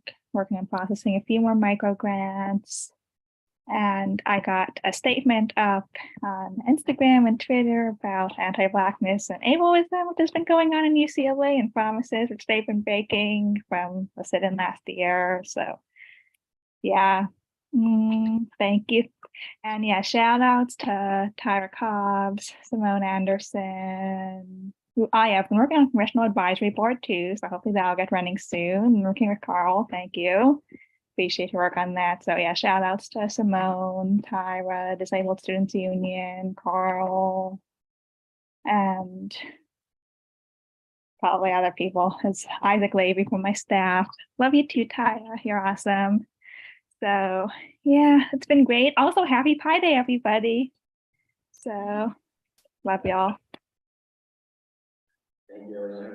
Yeah, also, yeah, Eliana, we get the Congressional Advisory Board together. Great job on that. Daniela, you wanted to give a spoken portion, correct? Yes, thank you so much. Okay, so as usual, the bulk of my update is written and that's hyperlinked, but I did want to speak to you all tonight because there's been an issue that's arisen in the academic senate space that I wanted to inform all of you, because the council as a whole does play a role in like ratifying these appointments. So I think that, you know, the transparency about this is really important. And I think this could potentially require like more support from you all, depending on how pending conversations go. But basically, I am going to keep a lot of this information anonymous for the sake of like students, but there have been some issues in a few academic senate committees that I've been made aware of, where students are experiencing hostile environments while they're in committee meetings. That's obviously affecting them emotionally and their wellness in these spaces. It's also just contradicting their rights and responsibilities that are articulated to us when they come up for these appointments, and then are oriented with some of the support of academic senate, like leading policy analysts and their executive board. And so after being informed of this, I did reach out to the executive members of the academic senate to book an immediate meeting because I've had conversations with them in the past, as well as Vice Chancellor of Student Affairs, Monroe Gordon, where these issues have been persistent in the academic senate space in the past. And last year, amidst the sit-in at Murphy Hall, I believe it was actually with the support of Breeze, that they were able to come to an agreement that in order to like facilitate improved relations with student reps and their comfort in the space, they were going to do a few things. And so like one of those things was that they were going to book quarterly check-ins with student reps between the chair, vice chair, and the policy analyst. And in addition to being informed by some of my senators that they're facing hostile environments in their spaces, some of them have also shared that they haven't been reached out for fall or winter quarter for their check-ins. And so I think that these are concerns that I definitely want to bring up. I'm just waiting on them to reach out with like a meeting invite. But if I don't hear back, I'm gonna reach out promptly tomorrow morning. But again, this is just mostly to like share with you all for the sake of transparency, and would also just appreciate your support in case this does become a continuous conversation throughout the spring quarter. But yeah, let me know if y'all have any questions, and thank you for the messages as well.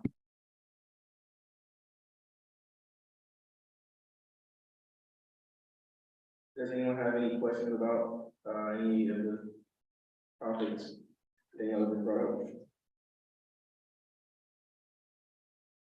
Okay, yeah, Danielle, please reach out if there's any more that happens with that, especially in regards to the hostile environment. Neil, you said Harris? Yeah, I was gonna ask if we can set up something offline, but I'll DM you. Yeah, and then also Carl, I'm not sure, I'm assuming like your email inbox is also as full as mine is.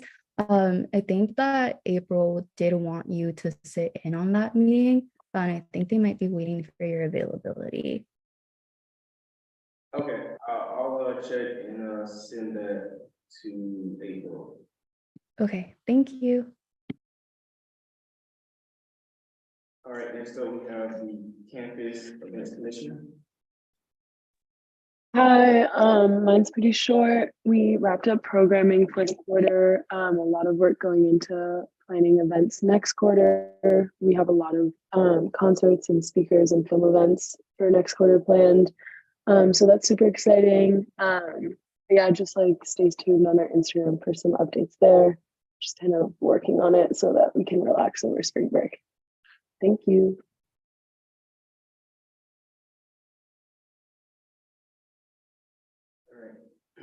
Next up, Community Service Commissioner.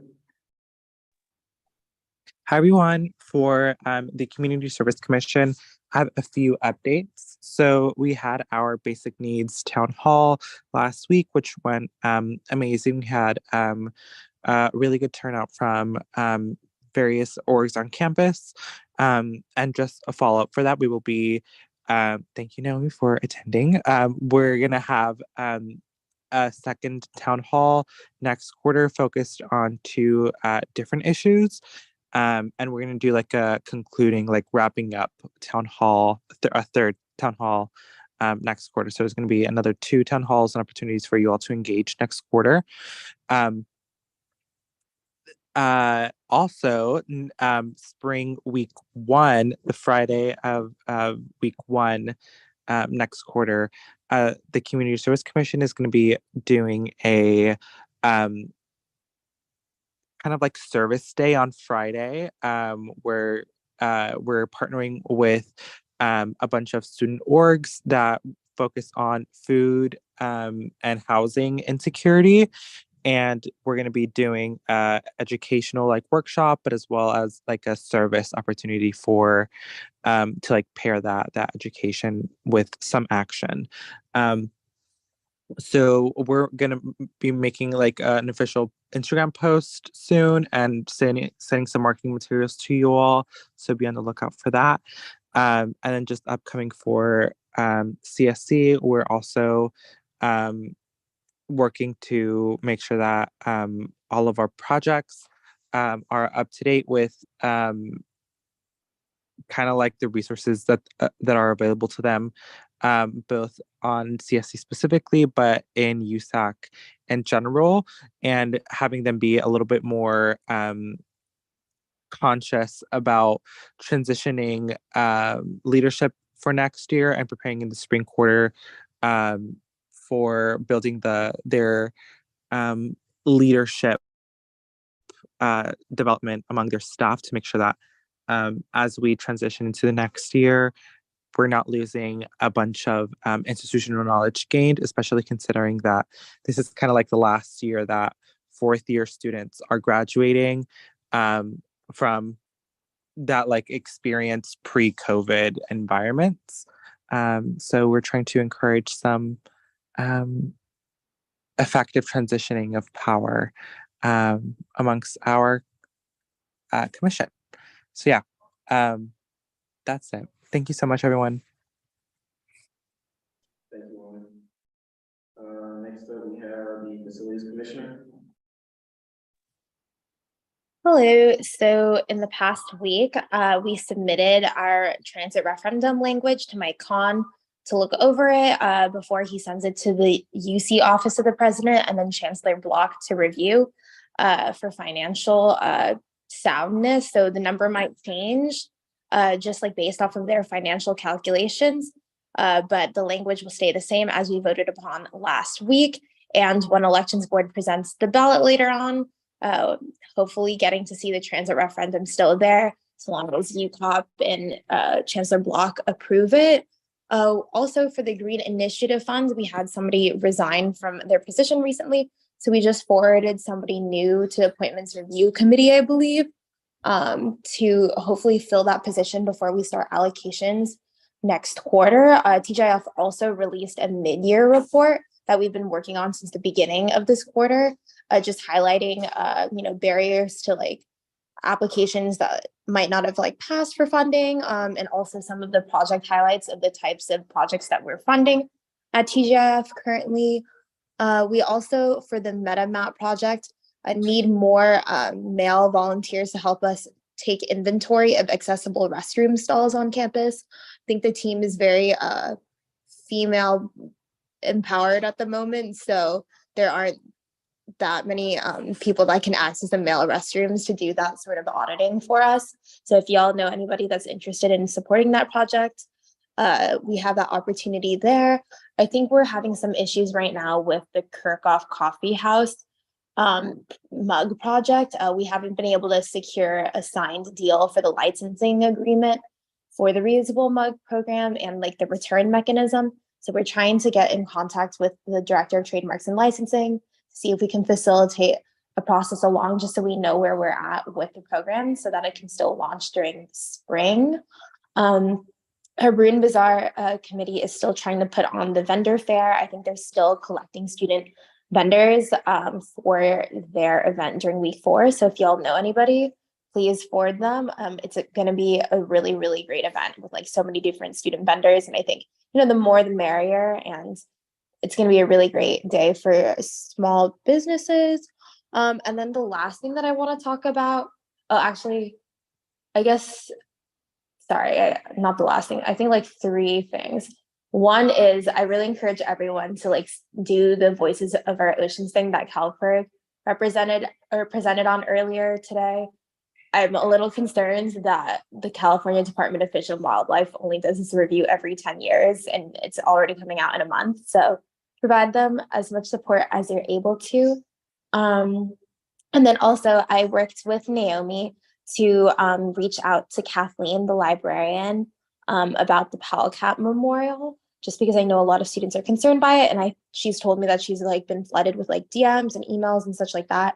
So we're going to talk more about it later this meeting, but that being like an important project that we're working on as well. But the main thing that I want to talk about tonight is BOD funding. I honestly don't think the funding body works very well. I went through like 83 applications this weekend, like looking at like all of their budgets line by line and like making sure that they're like abiding by our funding guidelines. And the total amount of money requested is almost 1.5 million, but we only have $73,800 to allocate. And with like the average application costing around like 17,000, that's not very many orgs to like give money to if we like give everyone around the mean. And I just like think that there needs to be like better mechanisms, like even beyond the delays. It's just very unrealistic.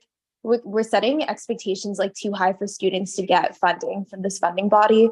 I personally think it'd be helpful if we had like an automatic cap where the application closed after a certain number of applicants or after like a certain amount of money is applied for, maybe a little bit above like the cap that we have to set each quarter, just in case like we have to slash funding from certain applications that don't abide by the guidelines.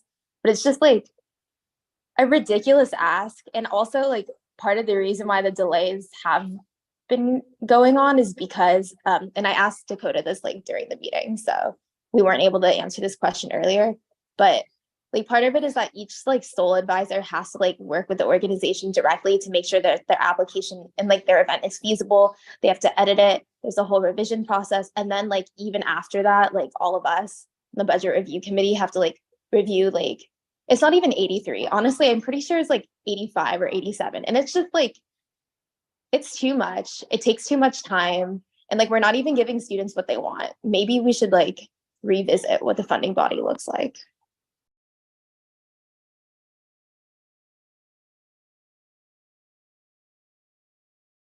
Okay, awesome. Next up, we have the Financial Support Commissioner.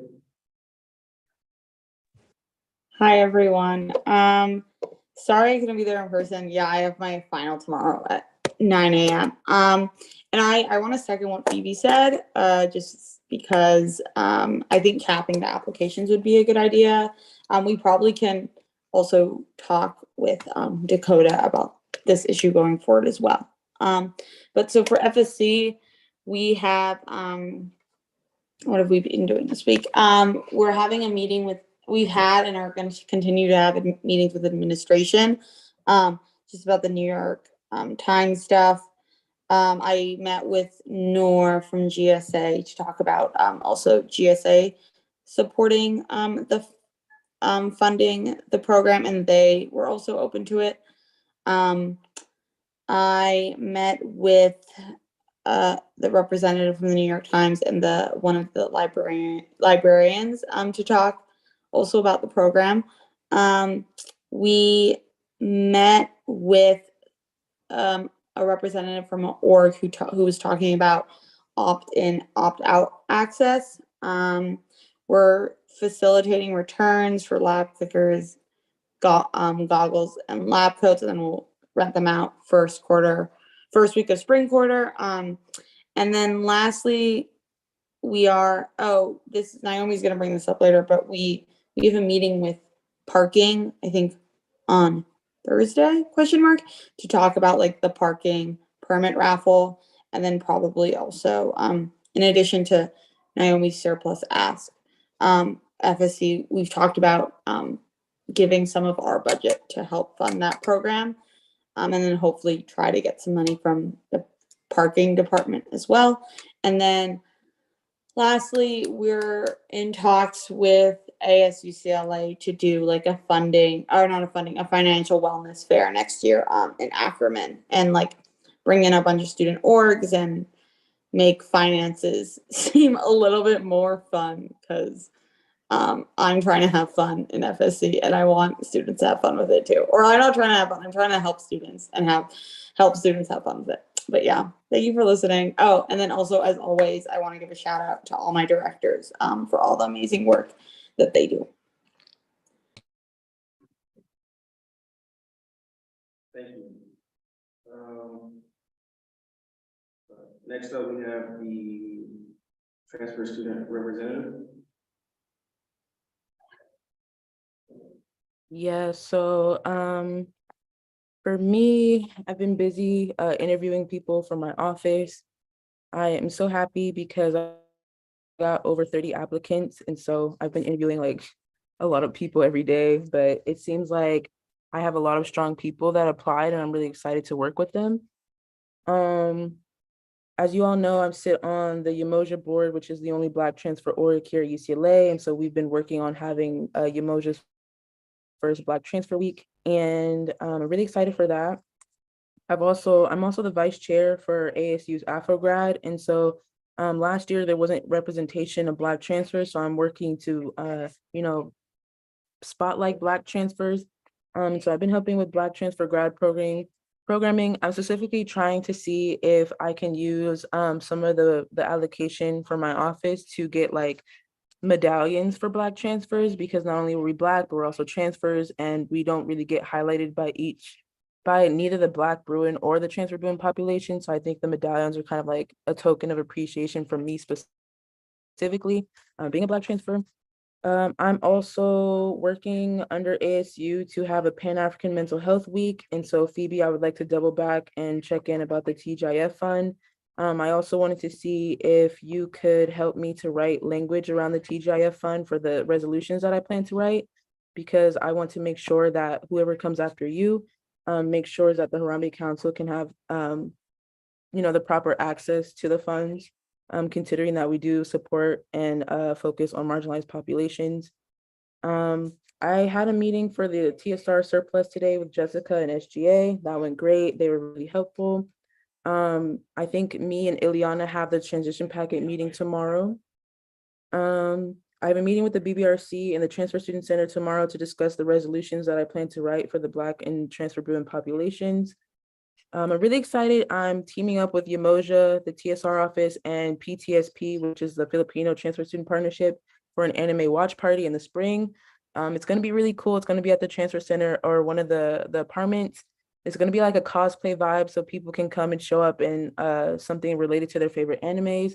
And then the three people with the best costumes will receive like those like Sanrio teddy bears that are in Little Tokyo. I know those are really popular. Like I personally love those and they're really expensive. So hoping to gift those out.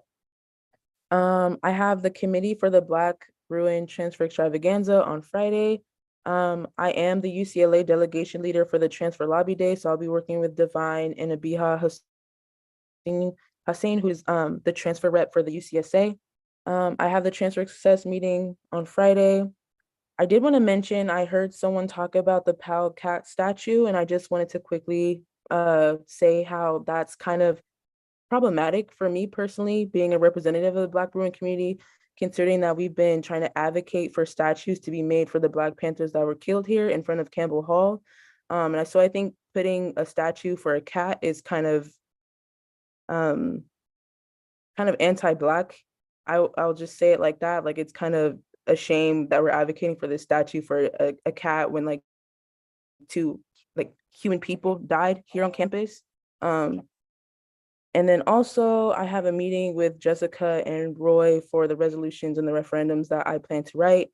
And so depending on the conversation for the Pal Cat thing, I'll be adding that to the resolution as well. It is a slap in the face. I will second that. So that's it for the TSR office. All right, awesome. Next up, we have the International Student Representative. Hi everyone, good evening. So for this week, because of finals, my office obviously has not been up to too much, but we have some really good news, which is that our event with the Career Center got approved. So basically we'll be hosting 3 separate events in the coming few weeks. Like I told you guys last week, one about health, one about business, and one about engineering. And it'll be like a career panel specifically catering to international students, where we have companies, students who are already working in these fields, as well as like clubs, all coming together sector wise and like presenting this event. So that's really exciting. It's a lot of work, but it's really exciting. And then aside from that, last week, the Armenian Student Union was over here and they presented their resolution that we as a council passed. So I was working with their office on organizing an event, which is like a healing space for, we'll take out a particular day and I'm trying to fund it and get the venue with them, and we'll just have like a healing space that anyone can come to and they can talk and just like stand in solidarity with them. But yeah, these are the 2 major things. Aside from that, my website's still been going on and I'm trying to get my office staff paid, and considering all the students in my office are international, there's a long drawn process of getting an SSN and stuff. So we've just been working through that. But yeah, that's it for this week. And best of luck for finals, everyone. Great. Next up we have admin reps, Orlando. Hello, everyone. I hope you're all doing well. I'm sorry I'm not there. Unfortunately, I contracted COVID, so I'm home isolated. So that is a little bummer, but hopefully I'll be on the mend and be back on campus. I did not have an update until I heard the discussion on BOD. I heard what you said, Phoebe. I'd love to connect.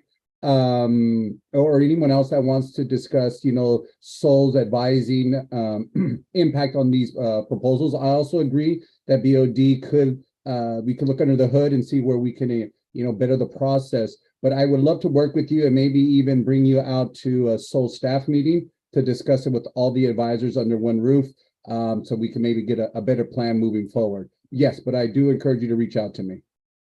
That's all I have.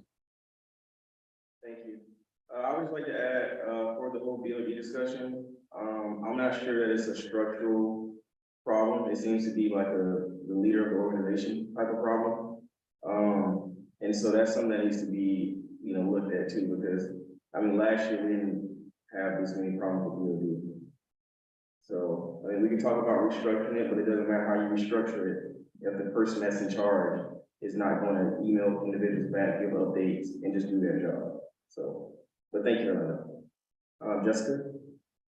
Yeah, just a couple of quick reminders that Alexa emailed you all if you have a surplus allocation to set up a meeting to discuss essentially how to access your funds and get your initiative off the ground. So please do sign up for a sign up if you haven't yet, so that we can connect and help you activate those funds. And then the other thing I wanted to mention for programming, right now on the ASUCLA Instagram page, we have a story post that's live, trying to get some feedback on what students want to see in terms of programming ideas, and maybe just trying to gauge what types of programs students have attended the most. So if anybody follows us on Instagram, if you can interact with that story, give us feedback. If you don't follow us, please follow us at UCLA. Because we definitely want to make sure that, as we continue programming ideas for our third quarter, we want to get programs and activities that students are interested in, engaged in, and all free for students to participate and attend. And then speaking of, we have a couple programs coming up for finals week. We have a sound bath happening 11 to noon in the Grand Salon on the 18th of March. And then during finals week, we're going to be doing a study break cafe in the Bruin Fun Zone. So you can stop by and get some snacks, grab a quick coffee. It'll be in the evening. So there will be, signage posted for when that's going to be happening, and I can share that info with you all as well by email. And then the final reminder, just as you're working on your office transition packets, if you have anything that you want to share with SGS, that would be helpful. Feel free to email it to sgs@ucla.edu, and we'll go ahead and record keep that for you. So just keep that in mind as you're preparing your documents for your successors. That's it for me. Thank you. Stephen, is Stephen here? All right, Lori. Just one thing, well, actually two. Phoebe, if you want to drop me an email or one of your staff, we may have some rec students that would help with your restroom audits, which falls into, we have a committee in rec, it's our Student Leadership Employee Advisory Committee, and they want to start working on a campaign to advocate for more gender neutral spaces within the gyms. So if any of you USAC offices might be interested in helping with that, just throw it in the chat and I can connect you with Stephen from our sleep committee. Okay, awesome, thank you so much. All right, next up, we have new business. So, first up, we have a resolution to endorse fully protecting 30% of California's ocean by March 2030. Naomi. Hello. Okay, so most of y'all with CalPERG to discuss the resolution already. But for those that didn't, obviously just go ahead and read it out. And then, yeah, and then we'll go ahead and do that. So let me go ahead. Oh, I do have access to share screen. Amazing. Okay. Okay, and can folks see the screen all right? Yep, cool. Okay. And thank you all for co-sponsoring as well. Really appreciate it. So whereas fully protecting 30% of California's ocean by January to 2030 requires a pathway for expanding and strengthening of California's marine protected areas by March 2030, and whereas conserving 30% of California's coastal waters by 2030 was signed by the governor in California, Gavin Newsom, in 2020, who is an up and coming political leader in not just California, but also the country. And on the international stage, and sees protecting the environment as a leadership opportunity. And whereas fully protecting 30% of California's coastal waters by January 2030 may subsequently be made more actionable by the state of California, allowing our oceans to be regenerate, preventing and protecting the state of California from environmental collapse. And whereas there's a current internal review process for the 30 by 30 plan occurring within the California Department of Fish and Wildlife that is set to end in April 2023. And whereas Engaged Californians want to protect our oceans, so mobilized marine experts, families, celebrities, and indigenous groups will support our cause. And whereas oil drilling, overfishing, insufficient protections place the health of this critical marine environment at risk through wetland destruction, deaths of marine animals, destruction of our ecosystems, and weakening our fight against climate change. And whereas our ocean is one of the 3 major carbon sinks of Earth, absorbing around 10% of global anthropogenic carbon dioxide emissions, and whereas our ocean is a crucial habitat and food source for many species, supporting 34 species of marine mammals and more than 180 species of seabirds and shorebirds, and whereas the Gulf of California's sardine fishery has collapsed 4 times in the last 30 years, and recent research conducted by a team of scientists at the Scripps Institution of Oceanography at UC San Diego shows that overfishing and environmental changes are nearly equal contributors to the collapse of California's sardine fishery as climate change. And whereas the state of California is often the first to pass environmental protections legislation and leads other states within the United States of America in environmental protections legislation. And whereas the adoption of an actual 30 by 30 plan would allow our coastal waters to naturally regenerate and prevent and protect the state of California from environmental collapse and influence other coastal states to adopt similar policies. And therefore, let it be resolved that we, the UCLA Undergraduate Students Association Council, USAC, stand in strong support of the adoption of an actionable plan to fully protect 30% of California's coastal waters by April 2023, to protect our ocean from oil drilling, overfishing, and excessive plastic pollution in order to protect marine life and ecosystems and prevent the state of California from environmental collapse. And there are their sources below. Just want to reiterate some things that were said. We would be the first UC to sign off on this. They're trying to get all the UCs to pass a resolution of this nature. So it'd be really great if we could do that today.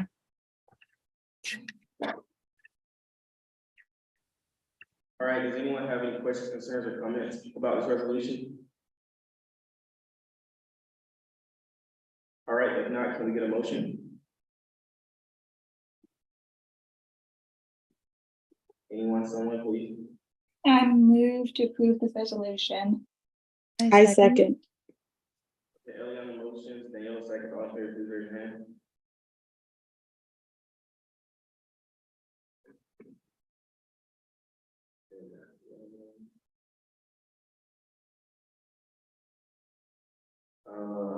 Okay, can everyone lower their hands? All right, all abstaining, please raise your hand. All abstaining, please raise your hand. Petey, is that in your hand? All right, all against, please raise your hand. All right, I only got 11 votes. There's 12 council members here. Okay, Sorry, Carl, I didn't hear you. I meant to vote yes. My bad. By a vote of 12-0-0, the motion passes and the resolution is approved. All right, next up, we have the vote for a referendum in regards to equitable and inclusive access. I think there was Isabella. That was here earlier talking about it.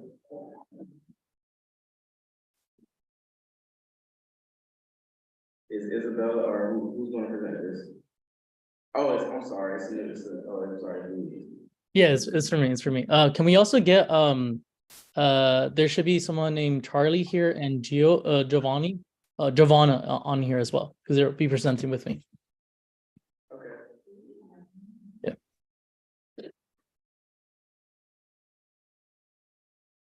Charlie. Yeah. Charlie, and then my bad, someone named Gio. Okay. Yeah, we're about to promote you. Okay. Thank you. And am I allowed to screen share? Yes, you should be able to. Okay. Yeah. We made a little quick presentation. Okay, for sure. Oh, well, give me one second. Mm-hmm.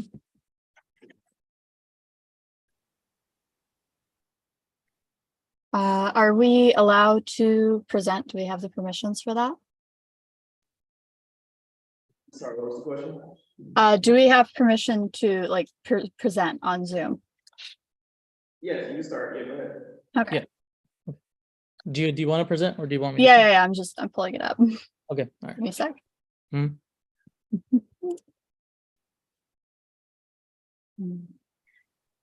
Okay.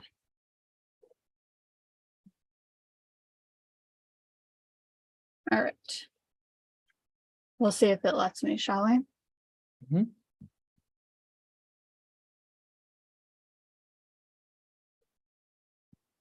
Okay, it's giving me a little bit of trouble, so you might have to do it, Luis. Yeah, that's fine. I can do it.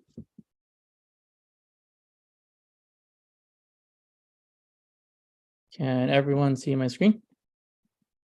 Yes. All right, great. So, hello everyone. We're UCLA YDSA. I am Luis Garcia Chavez. I'm Gio. Oh, Sorry, yeah. Charlie. Yeah, and I'm Charlie Wallner. Do you introduce themselves? Mm-hmm. Okay, so we wanted to talk about inclusive access today. Our goals about this meeting is to talk about like a potential petition for the USAC election. So for this petition, we just want to demonstrate to AS, UCLA, and UCLA about the negative impacts of our current inclusive access model to our student body. And as a little preview of what inclusive access is, it's a current model where all students who are enrolled through faculty choices are able to access certain digital materials for apparent cheaper costs. And while the idea sounds great, and I'm very supportive of the idea, the current model just is not providing that. So what we want to do is we want to run a pressure campaign concurrent with the elections alongside the petition to incentivize ASUCLA to shift inclusive access from opt-out model to an opt-in model. That's a pretty simple change that I think will bring transparency and equity to our fellow UCLA students. And as in the current model, the opt-out model automatically enrolls students into the inclusive access. Of course, they get like emails about them being like, oh, you can opt out and everything like that. But many students, students who are in the system right now, like they tend to be like first years, STEM students who are very busy with everything going on, and especially first years who are barely being introduced to the larger UCLA campus, don't really know about inclusive access, might lose that email in the process. So we just want to shift it around to be an opt-in model because the current deadline to opt out is just week 2 of the quarter, and during summer sessions, which is week 1, which is relatively early since you are barely getting into your classes, trying to figure it out, you're trying to move around.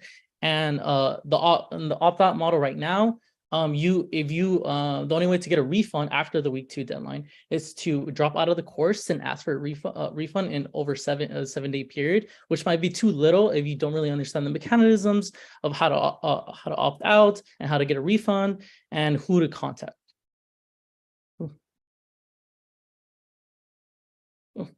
My bad. And as I mentioned before, inclusive access is designed to provide affordable digital textbook to students in a convenient way. In truth, inclusive access punishes students by charging them for digital materials they did not want or are unaware of at cost far higher than they would otherwise pay, guaranteeing profit for textbook publishers.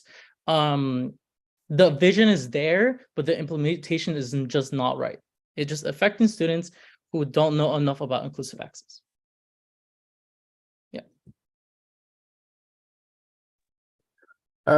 So yeah, the way like Luis was talking about, the way it currently works is professors will choose if they want this inclusive access in their courses, and students will be sent an email notifying them if their professor has chosen to participate.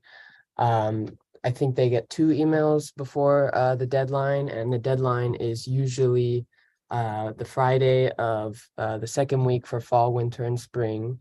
And then for summer, it's actually even earlier. So it will be the Friday of the first week in the summer sessions. And up until that deadline, all students have free access to this content.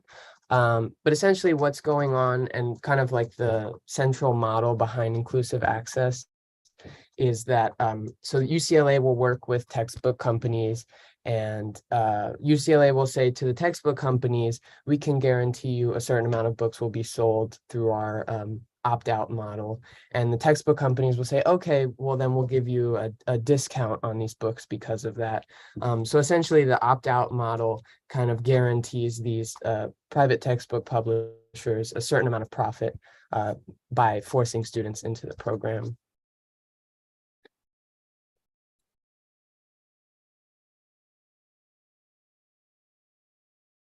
Alrighty.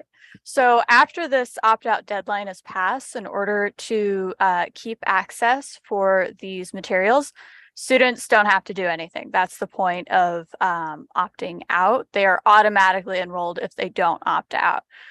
So the bookstore will automatically apply a charge to their Bruin bill account, and a lot of students, unfortunately, are not really made aware, even with the emails and, checking the Bruin bill. It's not always immediately obvious what this is for, or that they are indeed able to opt out of it at all. If they do choose to opt out, they can do so via the UCLA Store Course Materials tool on the course website, or via the Inclusive Access Materials list link on program emails, or by emailing inclusiveaccess@asucla.ucla.edu, which it can be a little bit confusing because there's a lot of different ways to do this, but not everyone will be able to just because they aren't aware, even though they have these options. And additionally, if they wish to opt out past the deadline, they can only do so by dropping the course and going through a weeks-long process in order to get a refund. So if students want to opt in after the deadline, they can at any time, but after the deadline, they're stuck with the materials unless they completely drop the course. And even then, it can be quite a long wait period to receive that refund.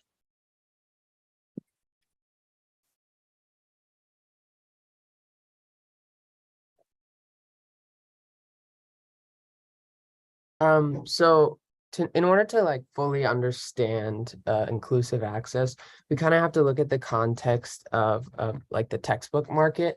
And so according to the Producer Price Index, textbook prices have risen more than 700% over the course of the last decade.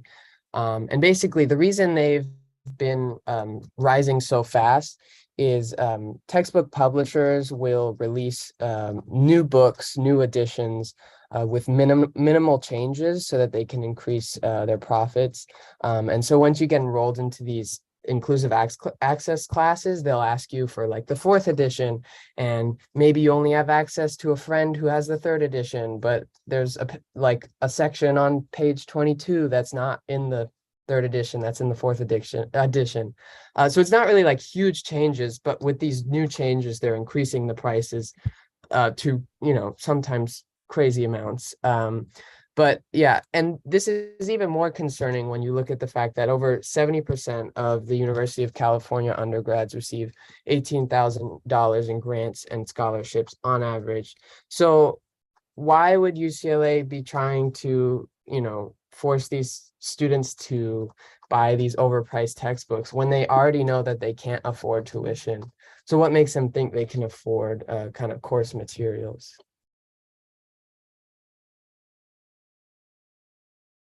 Additionally, only about 35% of students rent their course materials, which is essentially what inclusive access is. You don't own these materials, you're essentially renting them with inclusive access. So despite the widespread nature of these rentals, only 35% of students will opt for it. The other 65% will generally opt for finding their course materials on the internet or buying used books or any number of other options that are often a lot cheaper and more sustainable for their financial budgeting reasons. And then the majority of decisions about inclusive access are being made solely at the administrative level. There's not usually a whole lot of input from faculty from what we can see of the figures.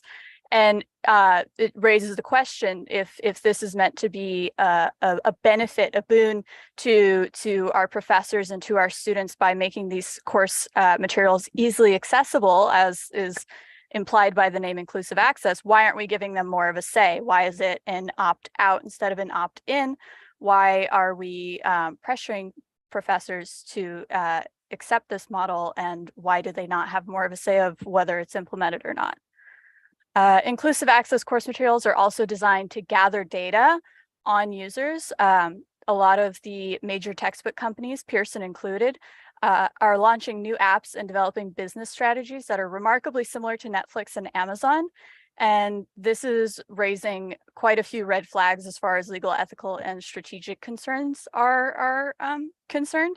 So the other side of this is how informed are students of the data policies that they are implicitly accepting by not opting out in time. These policies aren't clearly delineated for students in a lot of cases. They just think, oh, well, even if they see the emails and they choose not to opt out, they may not know that their data is being harvested by these companies, which seems like a pretty big red flag.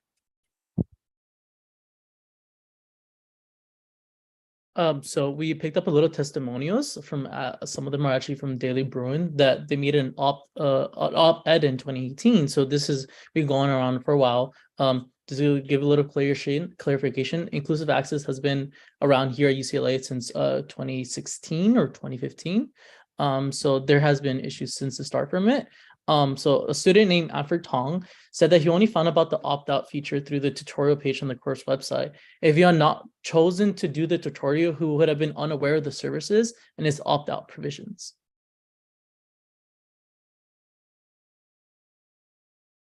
And then Edvin Pepik from the same op-ed in the Daily Bruin said that I check mine maybe once or twice a month, which is probably more than most students in regards to their Bruin bill. But there's so many different charges and fees on there that I most likely wouldn't notice if I was accidentally charged for inclusive access.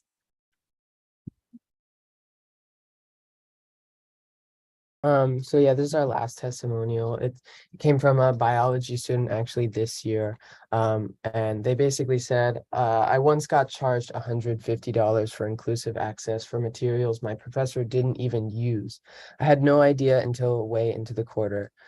So this is a pretty glaring problem. I think like the whole inclusive access system doesn't really take into account like the professors and the educators who are actually using them. So a lot of the times you can have problems like this where the professors don't even understand how the inclusive access model works. So on top of turning this into an opt-in system, we need more clarity with professors and with students so that everyone has full knowledge of what's actually going on. All right, so to sum up, we have the big question at the very end: how inclusive is inclusive access? As you could probably tell from our presentation, we're of the opinion that it's not very inclusive at all. As a matter of fact, it seems more of a burden on a large portion of the student body than it is any sort of help. We believe there is a fairly easy remedy to this, and hence we've decided to petition for our inclusive access model to be switched from an opt-out model to an opt-in model. We feel that would be more fair to the students and the faculty here and be quite a bit more transparent. It will give people the opportunity to actually understand what they are agreeing to without being automatically enrolled and billed for something that they might not even be aware of. And that's our end of our presentation. Just to reiterate, we would like USAC to vote on whenever we can put this petition on the election or not. And it will have a dual effect of both bringing transparency to students, what inclusive access is, and give them more leverage around against ASUCLA to get more involved in the process. And then students can be more educated about the inclusive access so they can make better decisions that they want to opt out or opt in while we're trying to reform the system. Thank you. Thank you so much for coming. Does anyone have any questions regarding this? I had a question really quickly. Thank you guys so much for coming to council and presenting. I personally talked with Charlie about this in the past, and it was very informative then as well. My question was, once I had that conversation, I went back to my team and someone brought up the concern of if this goes through and it changes it to an opt-in versus opt-out type of thing, there might be an occurrence where sometimes students need the textbook for class, and then if they forget to opt in, they might be unable to do their homework in class, for example, because of that. Would you be able to address that issue? Well, to clarify a little bit, we ourselves can't change the inclusive access because it's called unauxiliary charge. So it's not a student fee. This is more so of a petition, which are under the purview of the USAC elections. So then students can give their voices if they want an opt-in system or not. In terms of that, we would our vision is that anyone could opt in at any time during the period of the quarter. So if they didn't opt in week 1 or 2, they'll still be able to opt in week 6 or 7. Ultimately, the decision is onto ASUCLA if they want to do that or not. But if students are calling for this and the petition is victorious in the election and ASUCLA is still not reforming, or at least giving that option where anyone can opt in at any point, then that's up to them. Perfect. Thank you so much, Louise. Yeah. Hi, everyone. I just got an email, from Guy Adams and ASUCLA, and I think they were also informed of this. I think he's also on the attendees list. But they're also asking, because I think ASUCLA is meeting with some council members to also discuss inclusive access. So they're asking if we could hold this vote or table this vote until a little later, until I think he can meet with some council members. I'm not sure if that's necessary or if Guy Adams would like to come in to speak. Do you want? Sorry, go ahead. Oh, Daniela, yes, I think Guy Adams emailed you, so if you would also like to speak on it. I can just give my own thoughts on that, Milan, and then obviously would love to hear what Guy thinks. But hearing from Lisa's explanation just now that this vote wouldn't really effectively reform ASUCLA's take on opt-in and opt-out, and it's just more so to get a temperature check on what the student voice actually thinks of this. I don't really think personally that we would need to hold off on a vote because I feel YDSA's goal and what I want to talk with Guy about with a few other council members are mirroring the same opinions, as well as CalPERS is another entity that we're working with. So to me, it just sounds like it could be something that could result in mutual efforts to arrive at the same goal. But of course would really like to hear guys' take on that too, and Lee, since he just raised this. Perfect. Thank you, Daniela, for the clarification. I think I was just confused because I just got the email, so I didn't know what was the conversations happening, but yes. Louise? Yeah, I actually wanted to talk about that. I don't know if Guy's in here or not, but yeah, I met with Guy and then actually met with one of the other representatives, Roy. Yeah, we talked about this. We're not obviously we as students obviously don't have purview over how it's going to be affected, like through like a typical like student fee referendum. So this is just the petitions just to get students input on the situation. Well, there's nothing wrong with trying to see like where students stand on inclusive access, but to have a benefit that's also that I think Guy and Roy would like. It will educate students about like the potential benefits, including costs to the students, and perhaps faculty will be more educated or not. And then at the same time, we're trying to do the petition. They could still meet with ASUCLA, and we could also meet with ASUCLA to talk about reforming the system to make it more equitable and transparent to students. So that I personally don't believe there's a need to table it because it itself is not going to cause like a financial cost. Yeah, Roy. Thank you.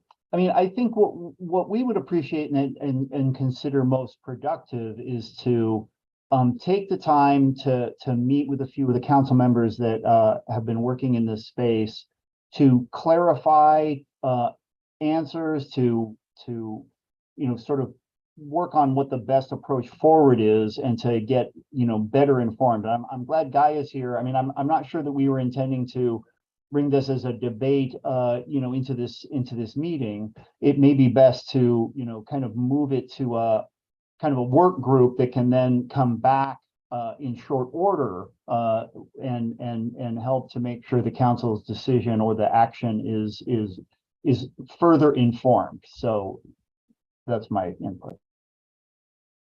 All right, I was gonna say, so Louise, you did say that you already met with Guy, correct? Yes, correct.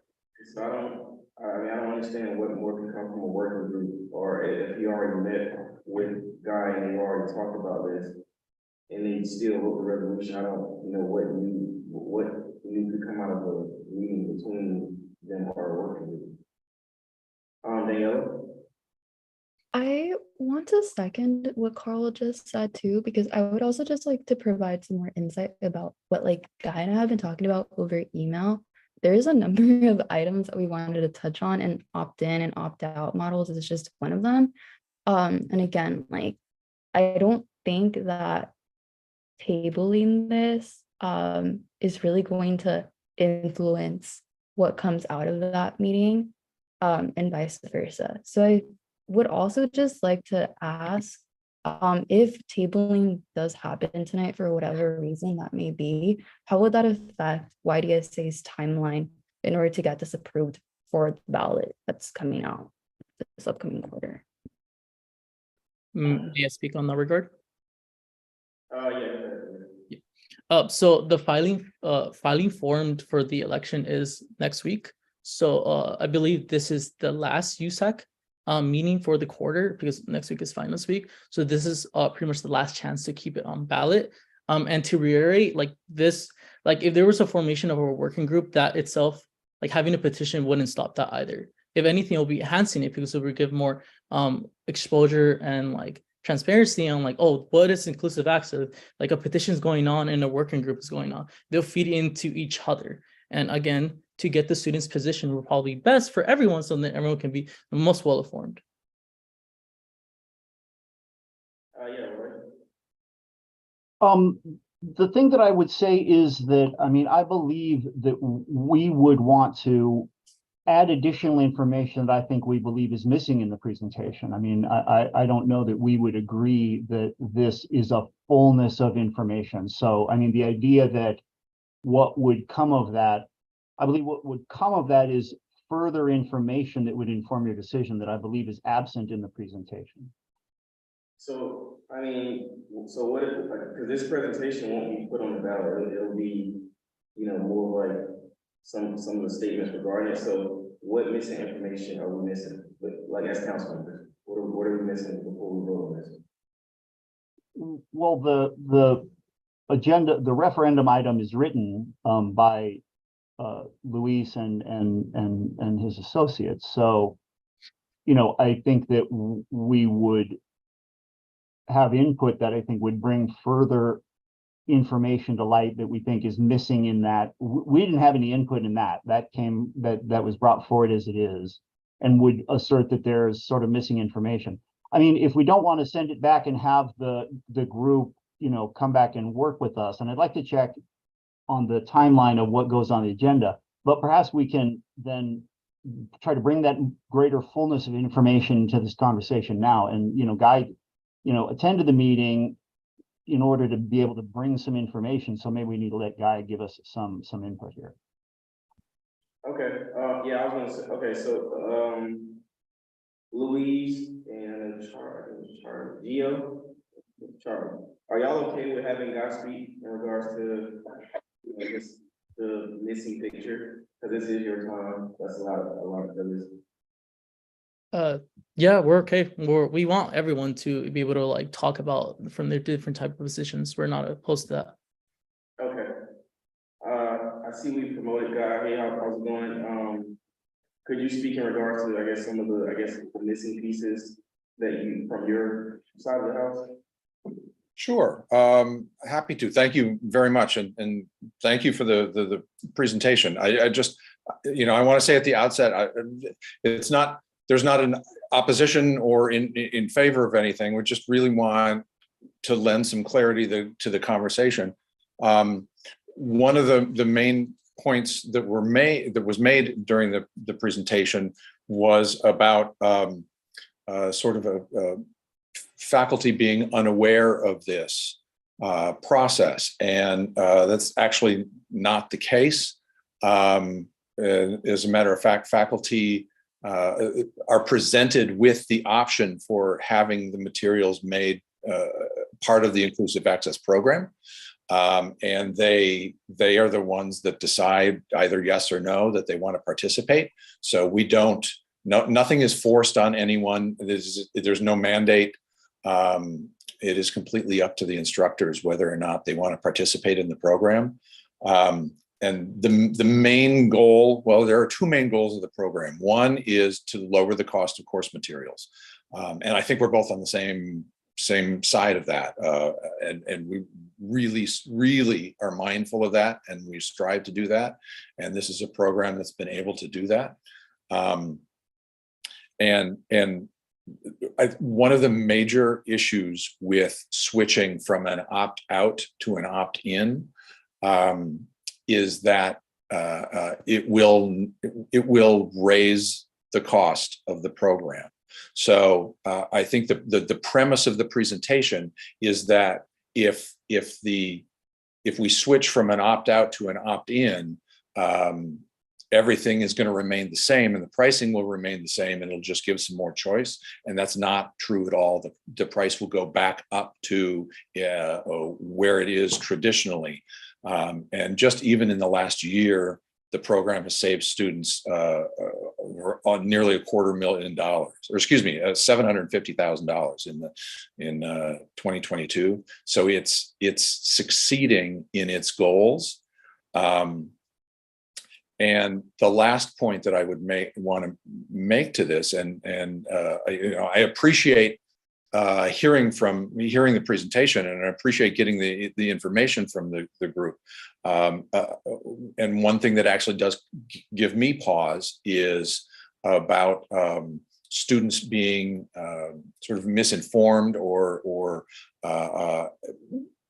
finding out after the fact that they're participating in this, and that is not at all the protocol. That's not at all the strategy, and that's not at all anything that we would like the program to be a feature of the program.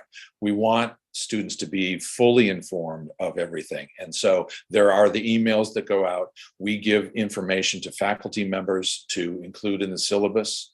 And so that students are made aware of the program as much as possible. But if not enough information is out there, then I'd certainly like to be able to work on that, and work on that with Luis and anybody on the council that has some ideas on how we can better get information out there. So those are some of the aspects that I would point out in response to the presentation. But again, as Roy said, I think it would be most helpful to have, since there are so many details of the program, it'd be most helpful to have further conversation with some council members that have been involved with this and have been part of the program and have, share the goal of lowering costs for students. So that's what I'll say. I'm happy to answer any questions. Thank you. Louis, do you want to respond to that? Yeah, again, thank you to Guy for like talking everything like that. Also thank him because I met with him. So in terms of the pricing, it's related to rental virtual textbooks. It doesn't consider the factor that other students might take other resources from like, we've heard of TAs like providing the materials, professors themselves providing the materials, or students have other resources that'll be lower than getting like rental prices. Like the fact that if you're comparing prices, rental prices of like directly buying from Czech, yes, it's cheaper with inclusive access. But if you're getting other free resources or resources that are close to zero, then it's a net negative to students. Me personally, I have not bought or a textbook or gotten a rental, except when I was part of the inclusive access program in my economics class. That was the only time I actually paid for a textbook here at UCLA. In regards of like inclusive access not being able to function, the reason it won't be able to function is because you need a certain percentage of students who are enrolled in the program. When there was opt-in, there were some campuses that had only participation of 50%, which I guess it could be attributed to some students not being informed of the program itself. But 50% of students only wanting to be involved with it is in itself an issue. So you want it to be opt-out to make it so then more students involved to it. That kind of just seems like students are being forced into a program they necessarily don't want. Again, it could be a saving cost for some students, but doesn't necessarily mean all students have to participate. It should be all based on our choices, our economic choices, our pricing. In regards to the information provided to students, yes, inclusive access is supposed to be on the syllabus, but faculty never actually like present on like, oh, what, like this is what inclusive access is, this is what the program we're trying to go through, like you could opt out and everything like that. Like for my own testimonial, in my economics class, I never got anything like that. From the testimonial we got from the biology student, he didn't receive that information either. So that in itself is a problem. And again, to reiterate, the petition itself is not going to affect how inclusive access is going to be like that. Students don't have the purview over that, but it will just give ASUCLA the stance where students are involved in, and it will educate students about inclusive access as well. It'll be a benefit to both ASUCLA and students. All right, let's see next. We got one, then Gio. So sorry, I think my question kind of got addressed. Okay, awesome. Gio? Hey, all right. So I would like to also take some time to address some of Mr. Adams' concerns. So one of them was lending clarity to the conversation. UCLA has been basically enrolled in inclusive access for 5 years now at minimum, I believe. I know the contract with Pearson that I personally reviewed was signed and dated in 2017. I feel like that's a sufficient amount of time to gain clarity on the subject, especially as someone who's responsible for being clear on the subject. As for the claim that we said that faculty were unaware, that is incorrect. That figure was in direct correlation to faculty input on the implementation of inclusive access in schools. So it's primarily administrators who implement this, or who at least propose and drive behind the implementation of inclusive access at various schools, and not generally speaking faculty, although they may be consulted. Additionally, you said that one of the goals of inclusive access is to lower costs, which, listen, I'm broke. I'm a broke college student. I'm sure we've all been there. I would love lower costs. But again, as we cited in our presentation, about 65% of students don't use rentals at all. As a matter of fact, they find much cheaper, if not free, resources for the same classes that they would otherwise be enrolled in inclusive access for. Sometimes without their knowledge. So I think that's kind of a moot point when you're automatically enrolling students, sometimes without their knowledge, and billing them for that. Additionally, you brought up the concerns of impact on the lower costs that you say inclusive access brings to students if we were to switch from an opt-out to an opt-in model. That is predicated on the fact that we have a certain number of students, or we can predict that a certain number of students will not opt out. But if that number drops because you made it opt-in, I think that's indicative of the student body's desires. I think that would be a far more equitable and actually for the students, at least, a far cheaper option than essentially, bolstering our numbers with unaware students simply forgetting to opt out.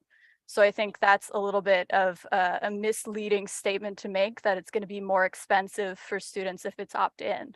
It's not. And then additionally, there was, I think maybe perhaps a little bit of confusion that we think that inclusive access, like students are, I don't want to say deliberately because that's not quite the right word, but are generally misinformed, and that this is somehow like, a feature, not a bug of inclusive access. I don't think that's so, but I also think that when this was originally implemented, there was great care put into how it was implemented. I don't deny that, but I also think that if you want to have any hope of convincing the majority of students that this is a good thing and not something designed to part them with their money, that you need to at least reform that much. You need to make it far easier to access the ability to opt out than it currently is, because speaking frankly, nearly every single person that I've spoken to on this, including faculty,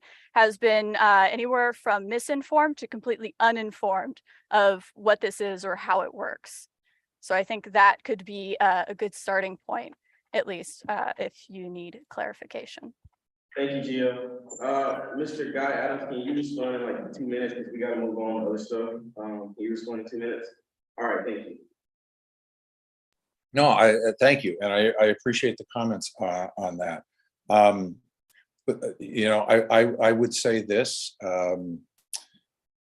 it is not a program that forces anyone into anything, and I think in the strongest way possible, I wish to emphasize that. It is meant to give students the choice. If students, and that's the whole idea behind the program, if they want to participate in this program, then they participate in the program.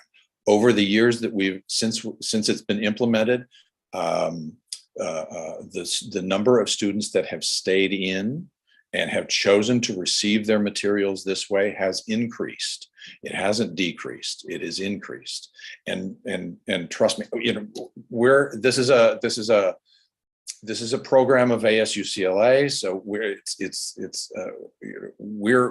we've done many things over the years. We are extraordinarily mindful of the cost of course materials to students. And so we have been very judicious in rolling this program out, because we wanted to make sure that it was the right way of doing things. And can we be better about getting information out? Again, that's one point that I take very seriously, and I want to make sure that those students that are enrolled in courses where the material is delivered this way have the information that they need to make the best decision for themselves and be informed about the process. So that's it. And just in closing, again, I would, there were a lot of facts that were offered up as part of the presentation. I quite respectfully disagree with some of them and would appreciate the opportunity to present opposing facts, just so that everyone has a full understanding of this. And then if you wish to move ahead, I completely understand that that's how the process works. And it's iterative, and we learn from each other. And I would greatly appreciate the opportunity to learn further from other council members about their feelings. Okay. Gio, can you respond in like a minute or two? Absolutely. Just really quickly, you mentioned that you want to be mindful of students' financial burdens, and in that aspect, you want to, ramp up or, improve the program's like outreach, letting people know exactly what this is. I think that if you really believe that, you should be in favor of this getting allowed onto the ballot for next week. You shouldn't be holding off on it, because if this goes to the ballot, this is meant to be a movement to inform students of what is going on. If anything, this would be part of what you want, and it would give you the opportunity and the arena to go ahead and present your alternative facts. And I think that is something that should be taken into account by this council, that we should consider this as working in concert to bring about what Mr. Adams wishes to see. Oh, and additionally, for anyone who is curious about our facts and figures or where we got them from, I am more than happy to share our Works Cited page with you. And additionally, we have a few extra resources on the petition itself that I would be more than happy to email to you so you can all review it on your own. Thank you. Thank you so much. All right, we're about to move the conversation to council. This is currently slated for a vote. Is there any council member that feels that this should be otherwise? All right, awesome. So that means that everyone wants to vote on this tonight in regards to whether it should go on the referendum ballot. Roy, we're done talking about it. We're moving towards like. I just want to point out that you're moving forward with their language. So, I mean, if we talked about having both, the free discussion brought to the student body, I'm not sure that this is that. So, yeah. But if it were students that came and, were countering their argument, then that would, because the USAC is a medium for student voices. So if it was students that were coming and they had a problem with this equitable inclusive access referendum, then it'd be like, okay, we work together and, fix the referendum. But this is literally the people that they're going against coming here, or the people that they're disagreeing with, and they're saying, hey, they're doing this. They're coming here and saying, well, hey, it's not really true. So, it's not really on us to uplift the voice of ASUCLA, like BOD and the bookstore. So, Phoebe? Oh, sorry. I was actually messaging Jessica in the chat just to clarify, because this is a personal question. I remember I forwarded this information a while ago to her just because I didn't know the logistics of the question or about like the issue. I was under the understanding that this wasn't like a referendum voting measure type of thing that we could do, but maybe I was wrong. And I wanted to hear from Jessica because she was the one that initially told me that information, but sorry if this was already answered earlier. Yeah, Jessica, did you want to answer that? Oh, well, I think, I was just trying to clarify the question about whether this is a fee referendum versus like a ballot initiative, so, yeah, I guess that's was the clarification, but I'm not sure if that answers the question. Yeah, Charlie? Yeah, so that was before when we were planning on doing a referendum, but we have since learned that like a referendum couldn't change that because it doesn't count as like a fee. So we've since pivoted to a petition. So this won't actually change anything. It's really just for gauging information and what the students think.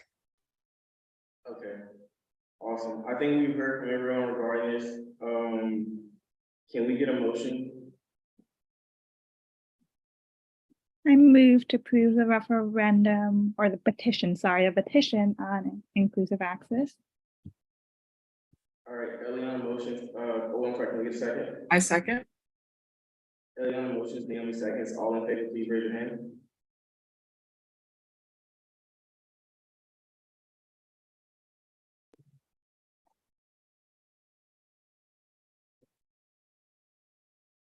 All right, everyone lower their hands. All right, all against, please raise your hand. And all abstaining, please raise your hand. Okay, and by a vote of 10-0, motion passes and the equitable inclusive access shall be valid. I don't really, we'll talk with Jessica in regards to the process. I don't know if this has to go to the council as well, does it? I don't believe so, this is not fee. Okay. Yeah, so basically, the language that you all approved is what was on that. Okay, all right, amazing. Hey, good job to you, Louise, Charlie, and Gia. Thank you very much. Thank you. Present, and have a good night. Have a wonderful night, you guys. All right, moving forward, first, hey, Milan, can you promote, I think, Benjamin, Devon had to step out. Yeah, I think they have a resolution coming up. All right, next up, we have the surplus proposal for communal aid proposal. So I see we have, two proposals for surplus. Eliana, is the additional funding for disability peer mentoring program and Afro Latinx Connection Culture Program, is that also a surplus proposal? Yeah, that is, I would like to add back some of the funding for those programs, yeah. Okay, so what we'll do is we'll go through these three proposals and then we'll do a vote, in regard, like, I don't know if all this, I don't know if any of you coordinated and see if all three can be funded by the remaining surplus, but if not, then we'll have to give, vote and bargain and stuff like that, okay? So, first up, we have the surplus proposal, community aid proposal, Naomi. Awesome. And yeah, I did take a look. So all three wouldn't be able to be funded, but we will definitely get there when we get there. Okay, so let me share a screen really quick. So hey y'all, I'm back. Okay, so this is our surplus proposal from my office, also in collab with Financial Supports Commissioner, Ms. Sarah, but let's go ahead and get into it. So a little bit of backstory. So this would be to help commuters overall. Just to start with, every idea, it starts with a problem. So commuters attending UCLA balance not only being students, extracurriculars, social lives, and a lot of them just have a lot of intersection. As we talk about like the concept of intersectionality with a lot of other proposals, commuters are no different. So UCLA Campus Life defines a commuter as a student who does not live in university-owned housing and lives/commutes 5+ miles from campus. As a commuter myself, I have faced many of the barriers and burdens that the general commuter population has faced. There was a 2019 survey titled "My Commute is Hell" by the university's Herbalism think tank City Lab that found that 43% of community students had a one-way commute of 60 minutes or more. And of those students, 42% had slept overnight on or near campus rather than endured a long ride back home late at night. So this is just a little background for us when we go into this little discussion. So to talk about a little bit of like, oh, my bad. So sorry. Okay, here we go. So to talk a little bit about the pains, like what's going on in the community. To just start with, the parking permit prices of like UCLA as a whole have only continued to increase since my time being on this campus, and it looks like they're only increasing more. I'll show the prices in just a moment, but this has just been affecting a lot of students, which has led to, we have a lot of extreme commuters. So that is characterized as like over 20+ miles, which does take a while to get to campus, as we know. And the reason why we have these extreme commuters is because of rising housing costs and a subsequent like issue is like rising gas costs that we've seen in California as a whole. So because of the price of parking permits as of right now, the ticket pricing, because of the rising like cost of parking permits, people are tending not to get the permits as itself, which has led to more ticket prices, which has led to more tickets in the UCLA parking structures. So I just want to say that ticket prices are extremely outrageous. This is why I hope to address in our meeting with Thursday with them. Most of them are like $80+ for simply, I don't even know, but those are really outrageous. And we also just wanted to highlight that community students, like I said before, they do face a lot of barriers. And even like connecting with the like college experience as a whole has just been a barrier for the commuter population. So on the right, we have some statistics of the commuter population. So undergraduates, you can see with the UCLA definition that I provided before, we have 18,039 commuter students, and that was taken in 2021. So that was from the UCLA State of Commute. I linked it on the bottom, but I'm happy to provide that if anybody needs it. So I can only imagine the number that has increased to in this coming year as the return to campus has what we've seen. Okay. Going into our next slide. So these are the current options for students buying parking passes, parking permits. So we have the community student parking, which is $292. $292.93 per quarter. That's a lot of money, just want to say. Some people do opt into the 2-person carpool, which is a little bit less. They offer that as like a little incentive to start carpooling, the 3-person carpool and then 4-person carpool.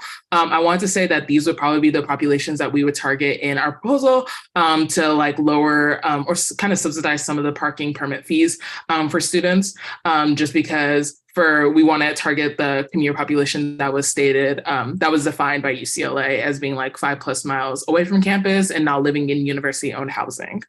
And then, also to add, this number on here for the parking permits does not include the tax that is going to be implemented that started January, the 10% tax.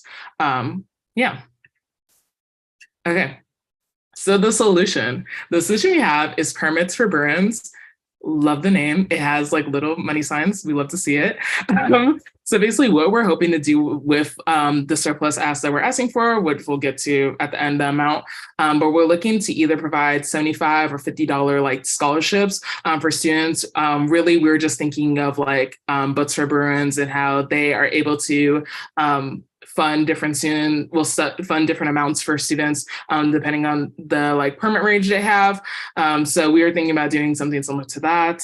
And so our target population would just be undergraduate commuter students. So making sure like addressing like we want the student fees to go really back into this population. I also want to specifically target Black students, marginalized folks, students with dependents that really could use this money just to really help. Like I said before, a lot of the commuter population has a lot of intersections. So I just wanted to address that.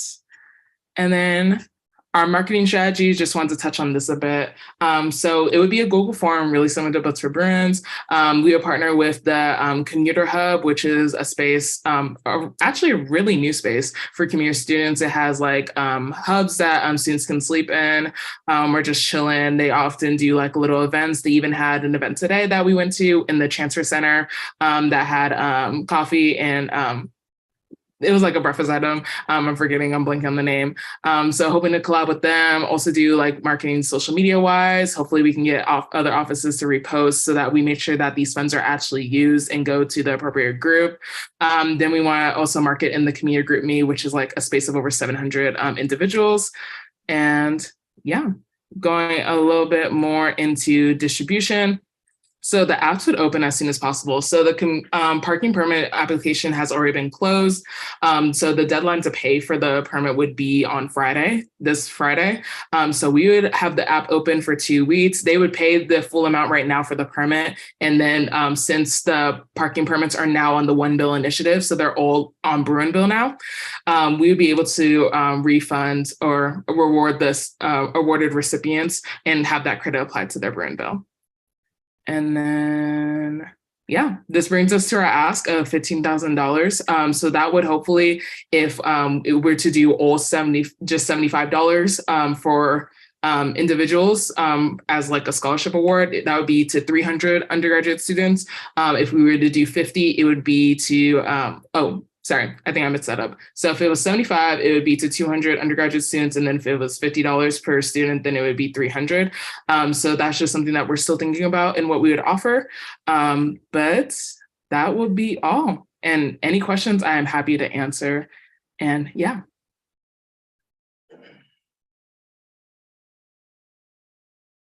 All right, okay, Danielle. Yes. Can you speak more on how paying folks through Bruin Bill would work? So that is something we're still in discussion with. I had reached out to Orlando to get further clarification, but have not got a response yet. So hopefully I can get a response soon. But we were still in the works of how this would work. But even if it doesn't end up going through Bruin Bill, we're still like thinking like maybe we can still give like a gift card or just some kind of incentive back to community students, worst comes to worst. I think Jessica, do you want to speak to that? Yeah, so sorry, I had to step out for a minute, so I missed a part of your presentation, but we can, if the students can produce like a receipt from their Bruin bill, we can reimburse that way. Like Perfect. yeah, so basically it would just be filling out a requisition form through SGA, and then they would have to submit the bill showing that they paid for parking. As their receipt to get reimbursed that way. I think if you want to reimburse directly through Bruin bill, we'd have to like coordinate with whatever department on campus oversees that and send the money there for them to internally manage. Okay. So get a contact there and see if that's a way to work it out. We could do that. We would just need to figure out who directly manages Bruin bill. Okay, happy to do it. If you would do the requisition, would y'all be prepared to do 300 requisitions on that? I mean, well, it's not me. Yeah, like, yeah, I mean, it would be a lot because you have to sign off on each requisition form individually, and yeah, we would have to process them as reimbursements. Yeah, I'm just trying to make sure it's feasible. Yeah. Sarah? I don't have a comment. I just wanted to advocate and on behalf of this proposal real quick. As part or as FSC, I am also commuter liaison, which is a little fun fact. So I know the commuter community would definitely appreciate this program, especially because of the lack of public transit offers, specifically in Los Angeles. In addition, I'll be able to get more information after our meeting on Thursday, but I think if council is willing to fund this program, we'd also probably use that as a negotiating factor to try and get more money from the parking department as well, so we can get even more scholarships for students. And yeah, also super big shout out to Naomi because she did a great job presenting.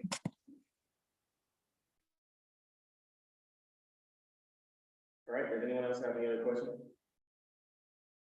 All right, we'll come back to the voting aspect. We want to go to the several disposal academic support program for students hiding academic performance. Ariana? Thank you, Carl. So I just want to say I'm really honored to be presenting this and very grateful for the work Simone Anderson has done on this. I also want to say I love the proposal Naomi and Sarah had, appreciate it, especially being a commuter myself. So we'll find a way to fund everything, but yeah, this proposal is, I think, a very important way for USAC to be supporting Black students, to initiate student-run programming, and also, yes, I'm very excited about it. Could someone please promote Simone Anderson, because she'll be co-presenting this program, which she has done such great work on.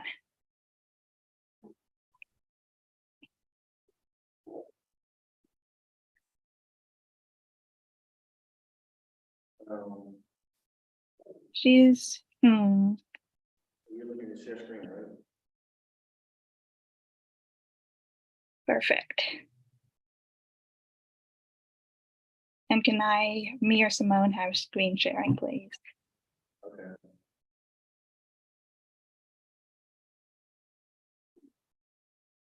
Let's see. Share screen. So yeah, here we are. So Simone, if you want to go, otherwise I can read it.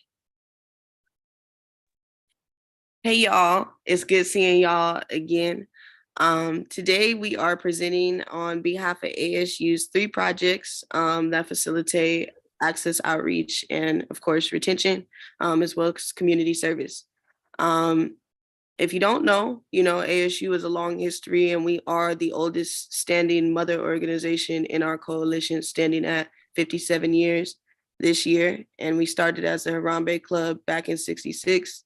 We transitioned into the Black Student Alliance, to the Black Student Union, to the African Student Union.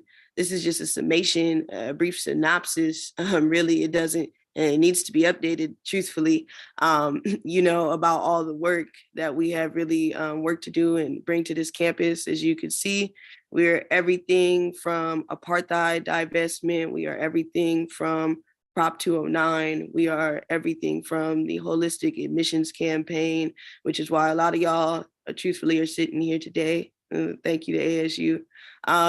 It's, even a lot of these USAC offices, people don't even know, but we created the CAC office and the CEC and the AAC. as well as the community service coordinator, the community service commissioner seat. Those 4 seats altogether, if you don't know, rolled out in 1965. This was a brief predate, as you can see, before we founded the Harambe Club. This was a collective, effort to infiltrate by ASU and along with some other mother orgs into, USAC to try and, get some fight for our communities before we branched out, unfortunately, and had to create our own organizations, right? So it's just a lot of rich history, and UCLA didn't make it to a centennial at the end of the day without the labor of Black students in the African Student Union. So this is what you're looking at. It's a culmination, truthfully, of the work that we have put in, of the well-oiled, student-initiated, student-run model that is standing so strong today. If you guys scroll down, you will see, these are the mission statements. If you guys don't know, this is what is in our Constitution, as well as what governs all of our projects and these resources. As you can see, ASU, it is our job to fight for the social, cultural, political, academic, educational rights of Black students and everybody else of the African community on this campus. It's a pretty big role, right? And how do we do that? Some of these are accomplished through some of our projects, through some of our programs, through some of the services that we offer. Starting with the African Education Project.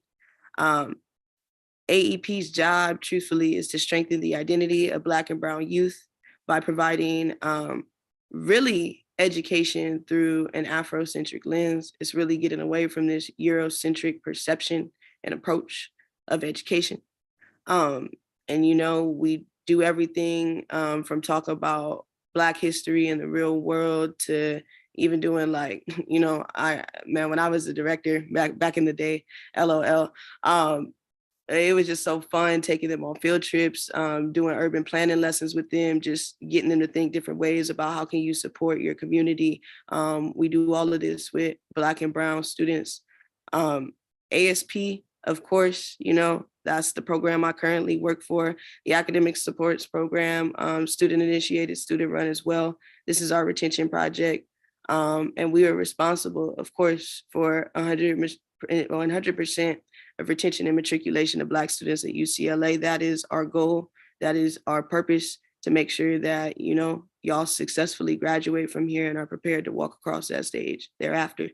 And then, of course, our Access Project, you have SHAPE. Its purpose is really to, as it states, increase access into the university for Black and Brown students.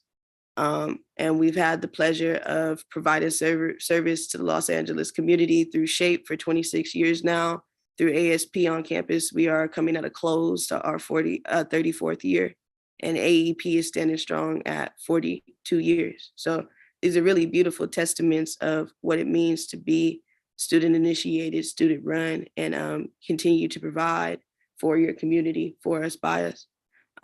You go ahead and scroll down a little bit more. Getting to the nitty gritty, I know y'all want to know what we want to use y'all money for today. So it's truthfully to restore a historic component of our events, which unfortunately was cut. This is a result of, the current CPO department's leadership, unfortunately, as all of our projects have experienced everything from a bunch of climate experiences, a bunch of retaliation, a bunch of harassment. It's no question that everybody knows PDs from our projects, professional staff members at the university have had to file lawsuits against, people that work within the community programs office. So needless to say that ASU's projects have suffered, and it really is a miracle and really a testament of the resilience and the will of Black students to go out and provide for our communities. Our Rites of Passage program is a summer series that all of our projects used to run simultaneously to provide our services in the summer to our respective different members from all youth, Black youth from different age groups. So let's get into each program a little bit, and obviously how this Rites of Passage and these summer programs function at all of these different levels. With AEP, unlike SHAPE and ASP, AEP has no professional staff members. I think this is just incredible to note and highlight, because how the CRC and SIOC do pay for, project staff to mother orgs access and retention projects and all these other things. AEP doesn't get that money. AEP has to go up and apply to the CAC fund, just like every other community service project. And we better hope we get some money. It's not guaranteed every year, and our allocation is not guaranteed every year. And if y'all don't know, you can only receive $10,000 max from the CAC fund annually, which is a bit of a problem if we're providing all of these services, right? So oftentimes it unfortunately leads to us outsourcing funds from elsewhere. They don't receive compensation. It's so volunteer work. And how I am a professional staff member in my role at the university, they do not have that full-time support. And I think this is just particularly to note because it's operated solely as a student function and organization for all of its 42 years. Just a little more depth into the background. We evolved from an instructional platform. As I said, we grew out of the divestment work from the apartheid movement. Actually, when ASU and a lot of Black students formed the South African Task Force, it was very big getting ASU CLA to divest from apartheid, because that triggered a simultaneous interaction for a lot of UC campuses and ultimately the UC regions solely divesting the entire UC system from the apartheid movement in South Africa, which ultimately contributed to the collapse of colonialism and apartheid over there in South Africa. So that's a pretty huge piece of history, right? That happened right here on our campus. And from this educational subcommittee in the South African Task Force, that is where AEP grew from. And we started out as an instructional platform, and we were going into high schools, honestly, educating students, trying to get people politicized into not just apartheid, but all the politics going around us in the community and in the world as Black people, right? As we continue to evolve, we contracted more schools, we had more sites. It really did a lot of college access work. It was doing access and outreach because this is before we created SHAPE. And then of course, in 1988, we split off. In 1998, we split off and we create SHAPE so we can, make sure we provide very intentional resources and support to all of these different age groups. So now, AEP really serves K through middle school, and SHAPE obviously. Sometimes we do work with middle school students, but SHAPE primarily focuses on high school students and access, as well as community college sites, increasing access, obviously, for high school students and transfer students to get into institutions like UCLA. So we're looking this year, currently, AEP is working at Loyola Village Elementary School. This is the first site we have been able to successfully hold since the pandemic.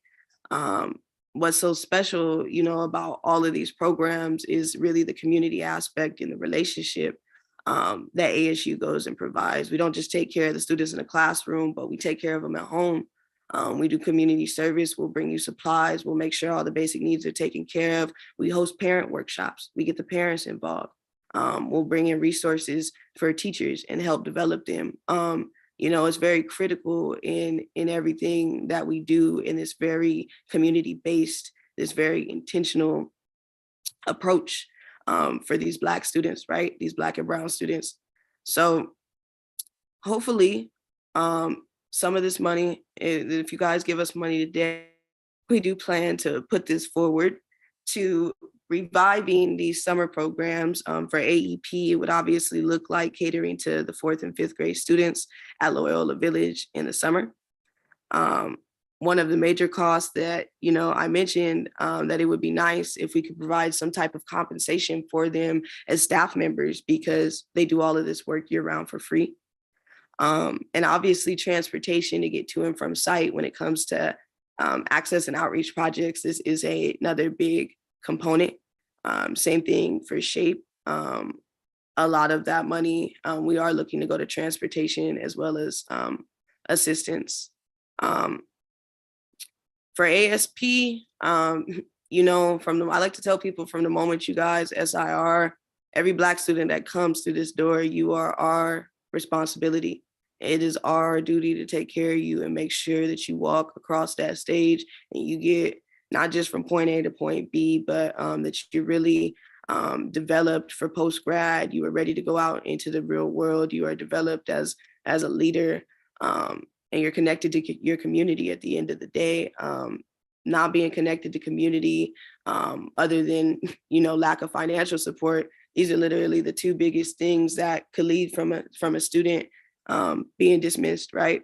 So it's very critical that we develop y'all and that we continue to provide consistent support. Unlike AAP and other university counseling resources, the benefits of having peer counselors or this student-run peer-to-peer resource is that we know what y'all go through. At the end of the day, we were in y'all shoes. I've been a continuing student. I've had to continue beyond my expected time. I've been out here, you know, I've been in a case where I've had to fight for my academic life. I've been in a case where I gotta work 2-3 jobs. I've been in a case where I got sisters to take care of and I gotta send money back home while I gotta be the ASU chair and hold down all these leadership roles and do X, Y, and Z.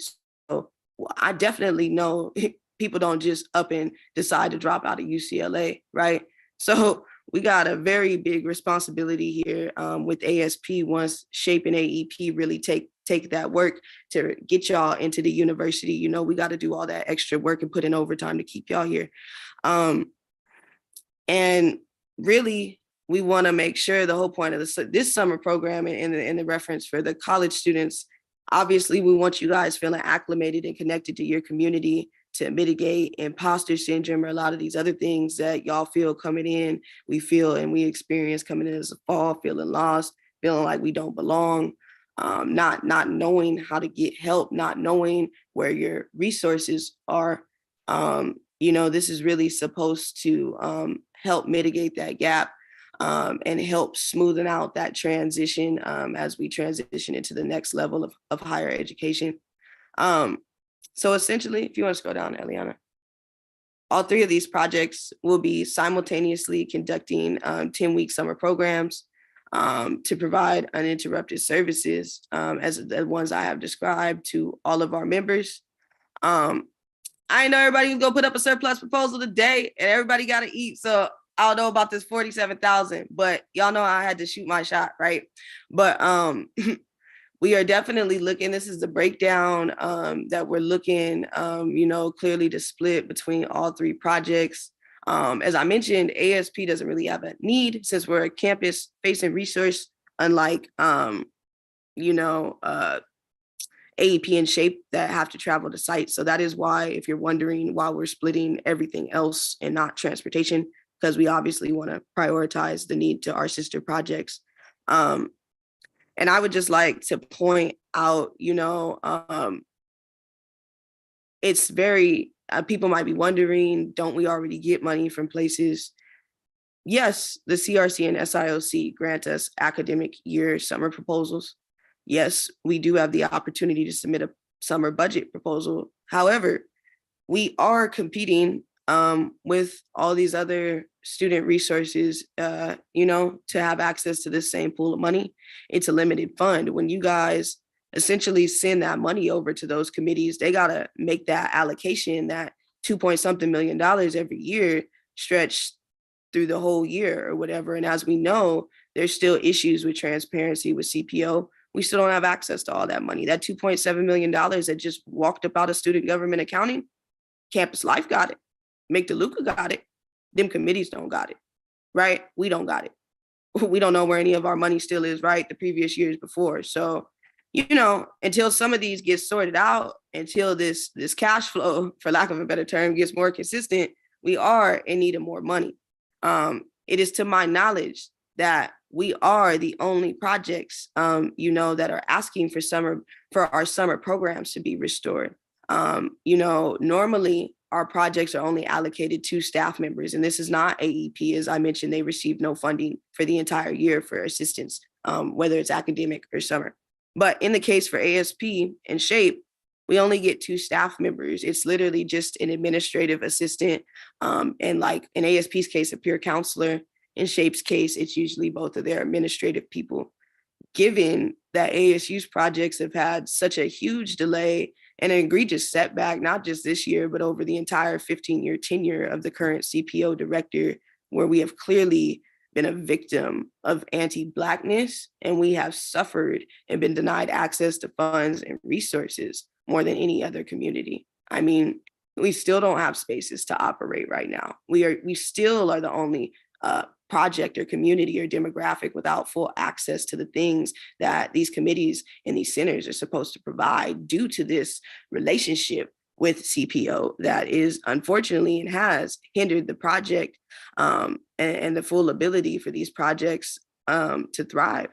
And I just want to get back to restoring history, and I'm hoping y'all can help with that today, and y'all can help contribute some of this money. I personally do plan to ask the CRC for a lot of assistance in the summer, so you don't feel like y'all the only ones getting hit up. But I do know, because we need so much money, we need so much help to make sure that these projects are not just that we're continuously providing summer, these services through the summer, but so that the projects are also ready to go in tip-top shape and we can hit all of our goals for the academic year to make sure we're doing our job for Black students here at UCLA and beyond in the greater Los Angeles community. So I'm gonna end it there. I'm sure a lot of y'all have some questions for me, and I'm more than happy to answer. All right, does any council members have any questions? We're gonna try to do like 3 questions.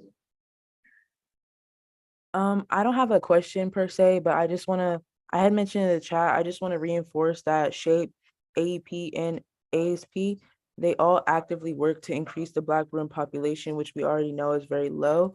ASP in particular works to retain Black students at the institution. So not only are they bringing in more students, they're trying to retain students and get them through graduation. These are student-led initiatives that basically pick up the slack of UCLA. So it's really important that USAC supports this, especially since I'll be writing a resolution for USAC to better support Black Bruins. This could be like a huge win for USAC to show your support for Black Bruins. As an ASU staff member, like I would really appreciate y'all to support this. I would be working with Simone and the coordinators for AEP, ASP, and SHAPE to ensure the success of these programs. And if y'all have any other questions for like me, I can tap into that, but I just want to stress like these programs are so important just to get students here, to increase our presence here at UCLA, to have more Black Bruin presence, but also to retain Black Bruins as they're going through their 4 years here.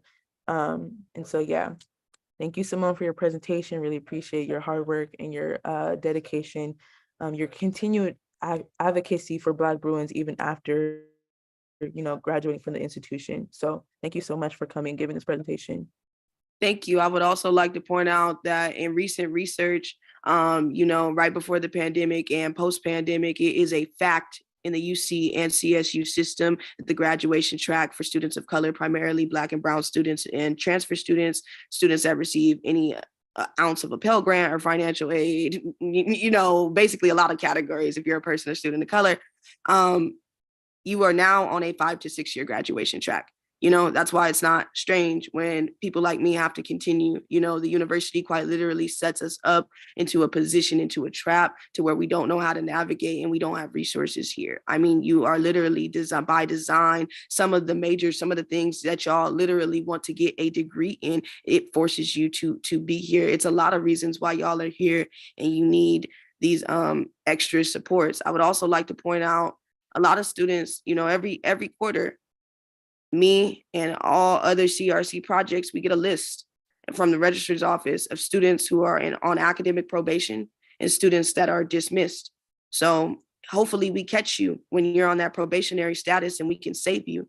But the reality of it is, do all students come get help All students might not know about the resources. Do we have enough staff to really service all 1,600 plus Black undergraduate students? I don't, because I need more money and assistance. You know, at the end of the day, no matter what our mission statement is, it's a fact that there's not being enough resources put into us to be able to meet these objectives at the end of the day. And it's not just y'all, but everybody, the university can do better putting in the pot. But clearly the CRC, these referendums, I mean, everything that y'all do sitting here in these leadership roles right now shows that students show up and take care of students when y'all need to. We don't wait on administrators or anybody else to take care of us. This list, if I don't catch you when you in this probationary status, you get dismissed. You know, once you go into a subject to dismissal status, there's no way for me to know. Once you're in this subject to dismissal status, y'all are floating in space, you in a contract. Once you put in subject to dismissal status, you on track for 3 quarters. If you just couldn't satisfy your academic probation and get off 1 quarter, a lot of times, unfortunately, that means you're not gonna make it 3 quarters if you don't get this consistent help and support. So that unfortunately leads to a lot of students being dismissed just because they simply don't know where to go. They don't know how to navigate. They don't know about these resources, or we unfortunately can't get to everybody quick enough because look at our limited capacity due to the lack of resources being put into us. You know, the summer is a critical time because nobody can be dismissed in the summer. If you got dismissed in the spring or at any point of the year, you know, the summertime is usually prime time to gear up for readmission as well. So not only are we looking to hit our academic objectives, of course, with readmission, getting people back in good academic standing, providing our peer counseling services, and we are looking to enroll our PLF services as well. We'll have some tutors coming for y'all and things, some more for us, by us services, but also facilitating that community aspect that we want to provide and make sure that we're giving everybody this summer. Okay, awesome. Thank you. Thank you, Simone. All right, it looks like no one else has any questions, so we're going to move forward to the additional funding for disability peer mentoring program and Afro-Latinx connection cultural programming. I hate to do this, but I gotta give a time limit because we're running real fast, and I'm like the only councilman person right now, and I don't have these lights to turn off on me. So yeah, it is more. Well, can we do like 6 to 7 minutes for this one, please? Try to, you know, obviously I'm not just gonna cut you off at 6 minutes, but try to like keep it within that time frame because we got a lot of other things we gotta get through. So Eliana, the floor is yours. Thanks, Carl. So this one I can do really fast if y'all are cool with it. I think y'all already saw the proposals, disability peer mentoring, Afro-Latinx connection. You know what this is about. You know how we had to cut those down. So I was just asking for like probably 1,000 extra for each. Now we have some more surplus, and just want to do that and keep money for obviously Simone's proposal, Maya's proposal, Naomi, and Sarah's proposal. So that's just it. Let me know if you have any questions though. Sorry, so you're saying that how much more do you want to request for that proposal? Total of 2,000 to be split equally between the 2 proposals. So you want a total of 4,000? Oh, 2,000, 1,000 for each project. Okay, got you. All right, does anyone have any questions about that? All right, awesome. So that's the last surplus proposal. So we got 3 surplus proposals. I'm looking at the sheet, and we're currently. Wait, did you add the? I see the surplus request proposal. Did we add the 2,000 that Eliana is also asking for? She said 2,000, right?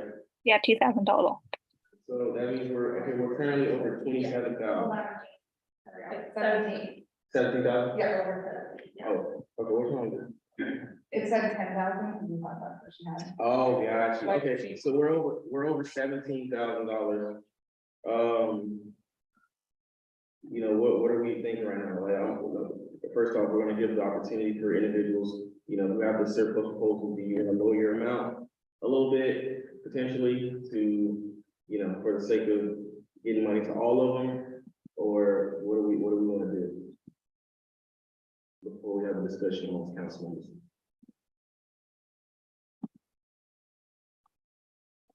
All right, if no one wants to, Yeah, we can probably do, let me like think about it for like 1 minute. We can probably, I feel like we can probably do like fund everything and like stuff. yeah, so what are council members thinking?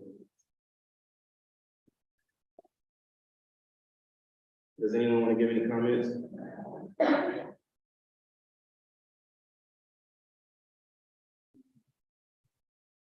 Everybody check out?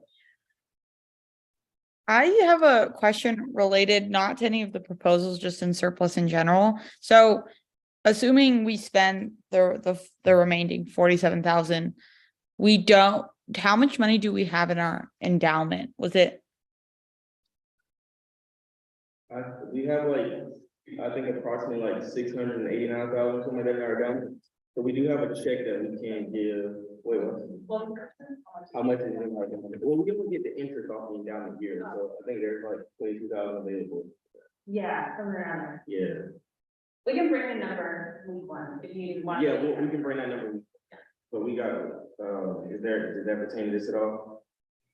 The endowment though is specifically for programming, so it has to be spent on programming and it has to get allocated to directly to student organizations, so. Okay, Usually the disbursement method, I think, has been through BOD programming in the past, because it's just like an easy mechanism, but yeah, that's the one caveat to the endowment, that has to be spent on student organizations. okay. So maybe I'll start with seeing if we can cut like maybe 10,000 off the summer proposal. I can cut 500 off my other proposal, and would y'all be okay with cutting the remainder from the parking proposal? What do y'all think? So you said 10,000 from the parking, which is the 47,500, and then how much more do you want to cut off? I can cut 500 off my other proposal. So, okay, so that's 10,500, so now we're at what, 6,500? So she just said 10,000 from the 47,000, and then 500 from the. How much we got? 65, Yeah, so we still have 6,500. Liam, did you hear what she said? Are you comfortable doing that or not, or? Yeah, I can cut the 2,500. What, I think, no, it's 6,500, right? Oh. No. How much can y'all cut?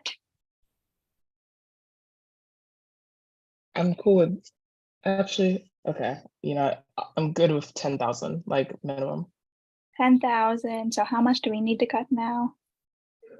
We need 1,500 more to be cut. 1,500. Okay, maybe make that. Can we take it off? Can we take off the summer? Maybe take 300 off the other one and the rest off the summer. Okay. 300 off the. Yeah. 1,200. Yeah. Carl, I have a question.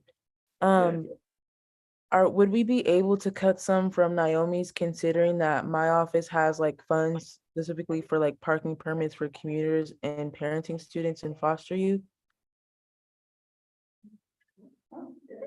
Yeah, what for, where, I mean, what specific one are you talking about? Oh, so, Tyra's surplus proposal that already got approved by council has 10,000 to cover commuter parenting and foster youth funds, so that could be a similar. That is true. Use as what Naomi trying to do, so maybe the two projects can work together and then combine the funds to do the reimbursement for parking. Yeah, does that work? How much, Tara, would you be willing to? Well, yeah, well, Tara, is that what, like, are you suggesting that, like, maybe you could partner with Naomi and, because you do have funds already allocated for the parking? Yeah, and I think we talked about this a little bit at the BBRC, like combining the funds and working together. Okay, So you'd be willing to combine all of your funds, or because I know you already had like events planned. That's my question though. I have like specific allocation for those demographics. The only thing is that I want to make sure that transfers are able to have equitable access to that, but I'm willing to merge the funds. Okay. Then I am completely fine with decreasing to the, was it 6,500? Yeah, what would be the total now? Oh, wait a minute, okay, so the peer one's going back to 1,500, For peer going to 1,500, and this one was 37. 37.5 for December. And then take the 1,500 off the community. So what, 85? So that's 8,500. So 8,500 to Naomi. Okay. 37.5 to the ASU. Yeah, 1,500 pyramid after one. Okay. Gotcha. And then you're at 0. All right, and then we're at 0 for surplus. And so everyone, all right. Is everyone good with that before we vote? So each proposal gets some funds and, we'll go from there. Does any council? In front of me to see you. Yeah, that'd be. Don't miss it. I mean, we're about to go through that. Okay, so now we're gonna go through, does anyone have any questions before we start voting on these? Any questions, concerns, or comments? All right, awesome. So can we get a motion for the commuter aid proposal for 8,500?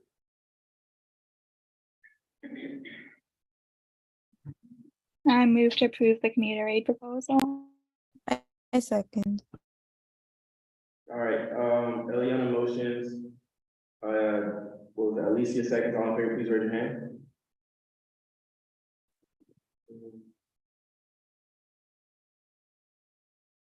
All right, everyone lower their hands.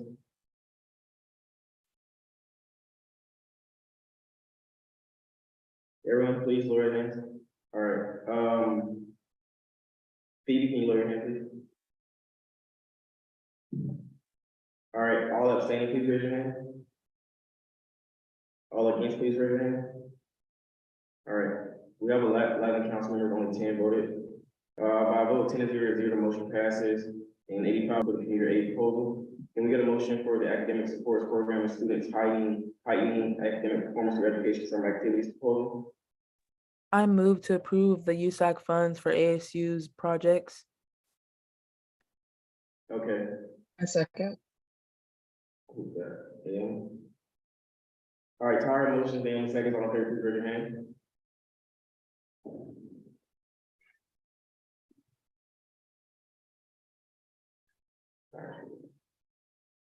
All right, and by a vote of 11-0, the motion passes, and 37,500 is approved for the academic support programs, students heightening academic performance through education summer activities.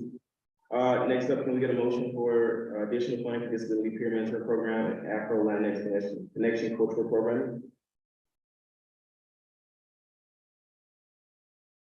Please, anyone? I move to approve the funding for disability peer mentoring and Afro-Latinx cultural connection cultural programming. I second. All right, Eliana motion, Sarah seconds, all in favor, please raise your hand.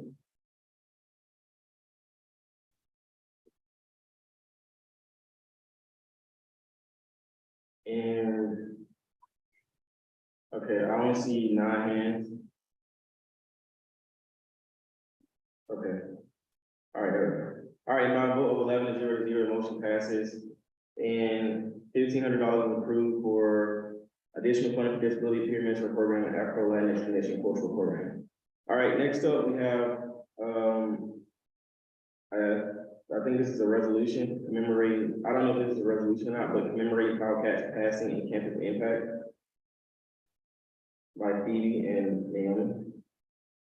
Hi, this isn't necessarily a resolution, more of a conversation, I guess just about all of the campus dialogue that's been happening about Powcat. Naomi, I know that we talked about you speaking first. I don't know if you still wanted to do that or if you wanted me to start. You can go ahead if you want. Okay. You should start. You can start. Okay, cool. Okay. So hi everybody. You also might like need to unmute. Phoebe, you got me. I'm this close to go to sleep. Okay. So, sorry. Okay. So this came about, like, as Carl stated before in this meeting, like USAC is a medium for student voices. And I do understand, I do want to address the concerns that were raised earlier in this meeting about like the whole commemorating Powell Cat. We were just passing along the message that we've seen from students. Like there's a petition circulating that has like about 1,600 signatures, I believe, at the moment. But it doesn't have to be a statue. Like we're not saying like it has to be a statue.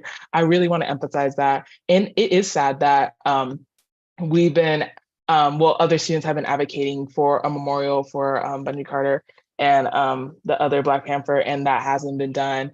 And I know for a fact, like the librarian told us that we've been in contact with that says like student affairs have been in the midst for the Powell Memorial, the Powell Cat Memorial, that capital programs and student affairs have been in talks. And if they're willing to put up money for that, they should be willing to put up money for the other memorials for actual people. Like I really want to say that, like I like this was in no way meant to be anti-Black. Like Black History Month just ended. Like I'm not just being like, no, we're gonna ignore that. Like I am willing to do what it takes to get that done. I'm not gonna really just step aside this issue just to be like, hey, we should put up a cat statue. Like that's not what we were trying to do here. And I really just want to put that out there. Phoebe's gonna talk a little bit more.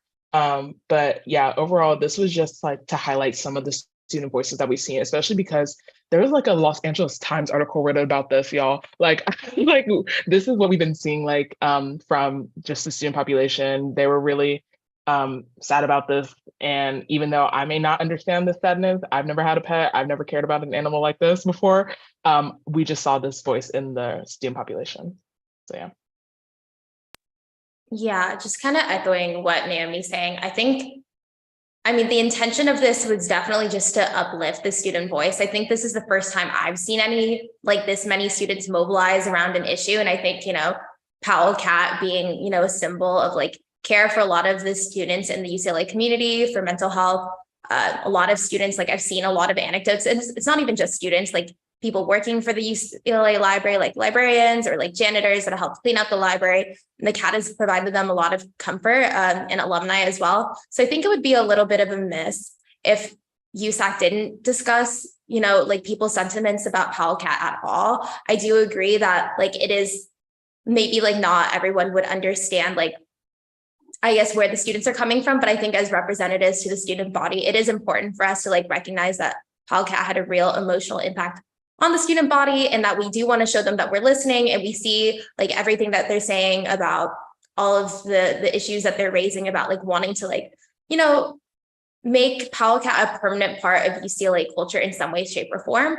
I think it is rare that there's an instance where UCLA administration, and this was happening like not by facilitation by me and Naomi, but like the librarians and students have already gone to Chancellor Block. Like there's already conversations within capital programs and student affairs that Naomi and I didn't facilitate at all. I think it's important as representatives of students that we really engage students in like making sure like their voices are heard when like these processes are happening. So we do have like a presentation that one of my staff members has just like to come up with like a model of how we can like more properly engage students. But I agree, I apologize that I didn't keep, the efforts to create a statue for Bundy Carter and John Huggins, like at the forefront of my mind in like considering other students' concerns for the Powell Cat memorial, whether students say that they want a statue or a mural or some sort of painting. And I think that this is a perfect opportunity with all of the student momentum and engagement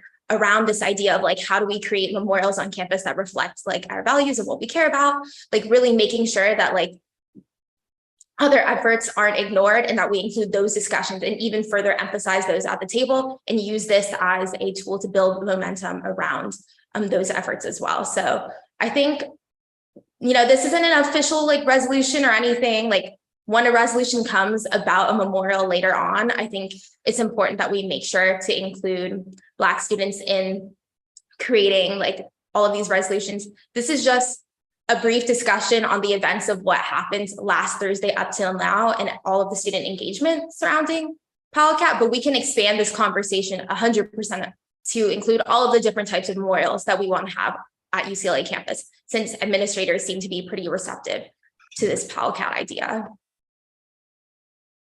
Okay, thank you. Hanzuka? Yeah, I just wanted to add to that, everything. I really second what everything Naomi and Phoebe have talked about. I just wanted to say that even like as an international student, I feel like the PowerCat was just a kind of tradition at this stage, where I personally am not really fond of cats either, but like it was like a tradition that, oh my God, I crossed and I saw the PowerCat today. And I feel like to every student, whether or not they have known the PowerCat personally for so long, it was just like something that just came along with being a UCLA student. People have talked about it. It's like something that's passed down generationally, at least whenever she was present. So I think it's not like, I don't want to hurt anyone's sentiments. And I do really, really strongly still like believe in advocating for every community, marginalized or not. But I just want to say it's not that deep. Like if students felt a connection with someone and they want to stand up together and kind of just, like create a memorial or do something for like, just support it. And just if it makes them happier, then like who are we to stop it, and why are we not supporting it? I just don't think it's like something that we should be even contesting. I think the issue that there is another underrepresented community on campus is a completely different issue from this. And I think we should together as a body come together and work towards uplifting that community if that's how they feel. But I just think the two issues are really unrelated. And this is like Phoebe said, this was a symbol of like mental health for so many people. Like it's so sweet. Like I was crossing that area the other day and there was just like candles and like people had literally bought in bouquets of flowers, and I have never in my life seen that for a cat. So I really strongly believe that whatever it may be, people are attached to pets. We have days where we literally on campus bring in like dogs for people to pet. We know they're like stress relievers, as well as that people have so much attachment. They're like such an important part of our lives. And if something has been a symbol of the UCLA campus to a point where newspapers are talking about it and the Reddit community is overflowing, then I just think this is a sweet gesture on behalf of USAC to just, I don't know, do something for the students. And yeah, I feel like if it's such a stage, the students have raised their voice for something and we shut it out, it just doesn't reflect well on our organization as well. We're a student body, and if the students want it, I just feel like we should do it. Obviously, after seeing the rationale behind it, and I don't see a negative rationale behind it. So yeah, that's all I wanted to say. Yeah, Tyra? Yeah, I'm just gonna start out with Hanzuka. I don't appreciate you saying that it's not that deep, because 2 Black students were literally killed here on campus at an ASU meeting. And for you to say that it's not that deep as a Black student, I don't appreciate that. I'm so sorry. Like, you can't say that 2 Black lives aren't that deep, that it doesn't matter. Newspapers also covered this. We've been advocating for this for years. And for y'all to give a space to a cat and not give space to 2 Black students here on campus is kind of crazy.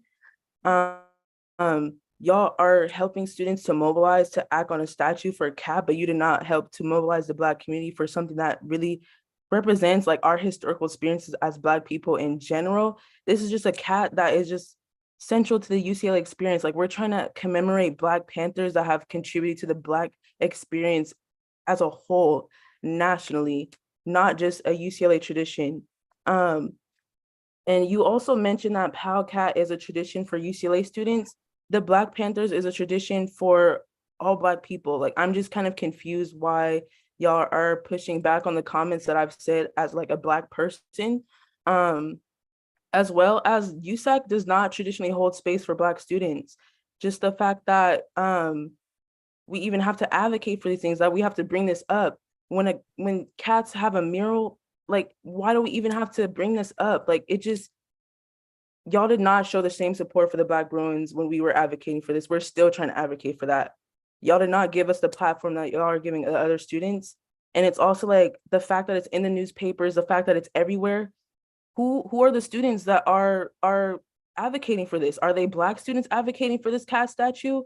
I haven't seen any Black person advocating for this statue, because they understand like there are other needs of the community. And we are only, what are we, 3 to 4%? Like, how are you going to see that our needs? How are you going to see that our needs? How are you going to mobilize us if you're not even paying attention to us? You're paying attention to the whole general UCLA campus that doesn't represent everybody. You're not focusing on the Black room population. And then when people like me are bringing up these concerns, you're saying that it's not that deep and that a cat is a tradition. And so I don't respect these comments. There are also comments surrounding around mental health. Do you not think that Black Bruins experience psychological distress when Black people are literally like getting killed on campus and nobody's talking about it, nobody's acknowledging it, nobody's commemorating people? Black death on the UCLA campus, but y'all want to help mobilize for a cat statue. I will not respect that. I'm sorry. Thank you. We'll get to you, Hansika. Eliana.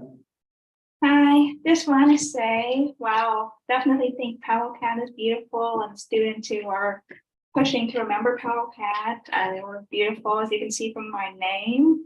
I do think obviously I support what Black students have been saying, and I think the issue here is a lot of the times when things are only seen as people are like, something will be clearly affecting a marginalized community and people like shrug it off.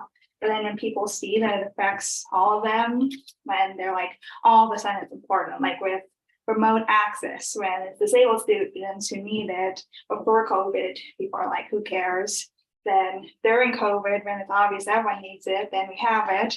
Then not after COVID, there's still COVID killing a heck of a lot of people, but when people are less scared of COVID, then they're like, oh, we don't need it. So it's kind of here also, people right now rightfully see if something is important to us, we got to memorialize it, but Black students have been saying for more than half a century now that the lives of these people, and it is an issue for everyone, it's an issue for everyone. We had, for God's sake, the FBI and CIA, I think, were intervening on our campus, leading to the death of UCLA students. That ultimately undermines civil liberties, the basic rights, the possibility of a democracy in this country, which matters for all of us, but people see it as, oh, that's a Black student's issue, so that need for like because we're like, oh, it's just a Black student's issue, so it doesn't get the same sort of attention. So I think that's the issue. And I also want, while we're talking about memorials, I also wonder if there's like a memorial on campus for Lily Shaw, who was a great advocate on this campus. And I know you, Phoebe, have been trying to carry on her legacy as one of her successors. So I'm wondering if there's any memorial for her, because she was also, and she died at the age of 22. She was like a facilities commissioner recently. She was co-founder of DSU, and that's, I think, while now that we're talking about memorials, I do want to mention that as well. All right, we're gonna start 2 minutes, please, to talk about this, because this is just a discussion. So let's do 2 minutes, and then I'm gonna have to cut you off because we got people that are waiting to talk about their resolutions and stuff, okay? So Hansika?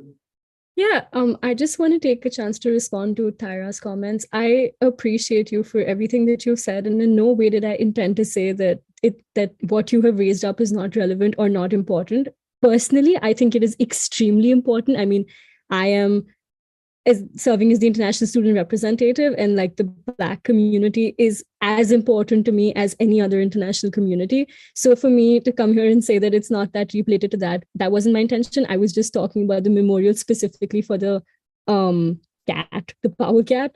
I just want to say that I do think what you have raised up is extremely relevant and that we need to work on it. But I think the two issues are separate. That what you've pointed out, that the council may or may not have paid more attention to this and less attention to that, is of extreme relevance. But I don't think that undermines either purpose. Together, we have to like do both things. And I think that's what's more important. So I'm very, very pro creating something that will honor the Black Panthers. And I fully support you in what you're saying, but I don't think that undermines the Powell Cat Memorial either. That was all I wanted to say. And I'm sorry if it came across the wrong way, but I do stand in full solidarity and full support of the Black Bruin community. Yep, that's it. All right, Phoebe, last one. Yes, okay, quickly about the Lily Shaw Memorial. Yes, Jessica is looking into plaques and vendors. So we are trying to create some sort of plaque, which we will coordinate with her family to see what kind of wording we might put her slogan, "No normies allowed." And that might either be displayed at the FAC office, which was discussed by me and my predecessors, or perhaps the Disability Cultural Center or some other location. And we also have like a bunch of like, unfortunately, broken mugs that we like might use like part of her mug program to also create some sort of like mosaic. So that memorial is underway. working on Disability Cultural Center. So Eliana, you know these things. I'm working on it. We're making it happen. So promise you that that's still on my mind. In terms of the memorial for the Black Panthers and for Powell Cat, I do want to emphasize that, like, regardless of whether or not USAC has a stance on this issue, the Chancellor, Student Affairs, and Capital Programs are going to be working on these things, whether or not we're involved or not. I do think the students have already had a large voice, so we don't necessarily need to step in on this issue, but I think it could be interesting to engage with the students that are talking about this, because then we can engage in further conversations about the memorial also. But I just want to note that these things are happening. We can choose whether or not we want to address it, but if we do want to move forward with doing the memorial at Campbell Hall, perhaps a group of us should get together and see what we want to do to make this happen, because I know I'm not the only one, and Naomi is probably not the only one that really cares to bring this to fruition too. So maybe we can figure out a way to combine both movements. But if people feel really upset about the Powell Cat memorial happening, not necessarily linked to the memorial at Campbell Hall, but happening at the same time, that is cool too. That is why this is a discussion. And maybe we can raise this conversation again next week to see next council meeting, to see how we might be able to create a memorial. Because the original presentation that was going to happen today was going to create a pilot or an example of how to do student engagement for a memorial like this. And I still think it could be a helpful model to use to figure out what the next steps for the other memorial are. But yeah, sorry, I know I've gone way over 2 minutes. All right, thank you. I think at the end of the day, some of the comments made tonight kind of show some ignorance towards some of the Black initiatives that have been on campus, especially in regards to the statute aspect. So, and I don't mean in a negative way, I mean just maybe people actually didn't know that some of these have been initiatives. I will say that they are connected in the sense of if you went to someone and asked them for $10 and they had been ignoring you, and then another person came up and asked for $10 and they were like, oh yeah, here you go, you're gonna feel some type of way, right? And so I think what Tyra brought up was very valid, because a lot of Black students have been asking for them to change the name of Campbell Hall and asking for a statue or some sort of commemorate that, and it hasn't happened. And so for someone to come up and say, well, we should do it for this cat because 1,600 people signed a petition, it kind of can be seen as a slap in the face, right? So I think that it is important to commemorate Power Cat in some shape, form, or fashion. We have Onion Run coming up. We can do a visual or something when everyone meets at Powell and Royce. So we can talk about, Royce and Powell. So we can talk about that and we're having a visual or something like that, and kind of commemorate it, because the school has kind of already done some things to support this. But yeah, I would say for the individuals in regards to talking about the statute, maybe you're not as well versed on some of the past issues regarding statutes on campus. So yeah, there's that, okay? But it'll be a further discussion if you guys actually want to get together and set up a visual or something like that. Or I recommend we do it at the Onion Run or something like that. That would be amazing. But yeah, so we're moving forward, okay? Next up, we have a resolution in support of the Growing Life Skills Initiative. Have we promoted Benjamin Levens yet? If not, can we please promote Benjamin?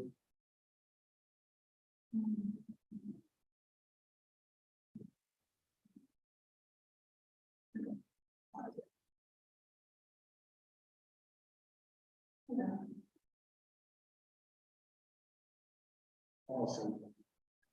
Good to see you, Ben.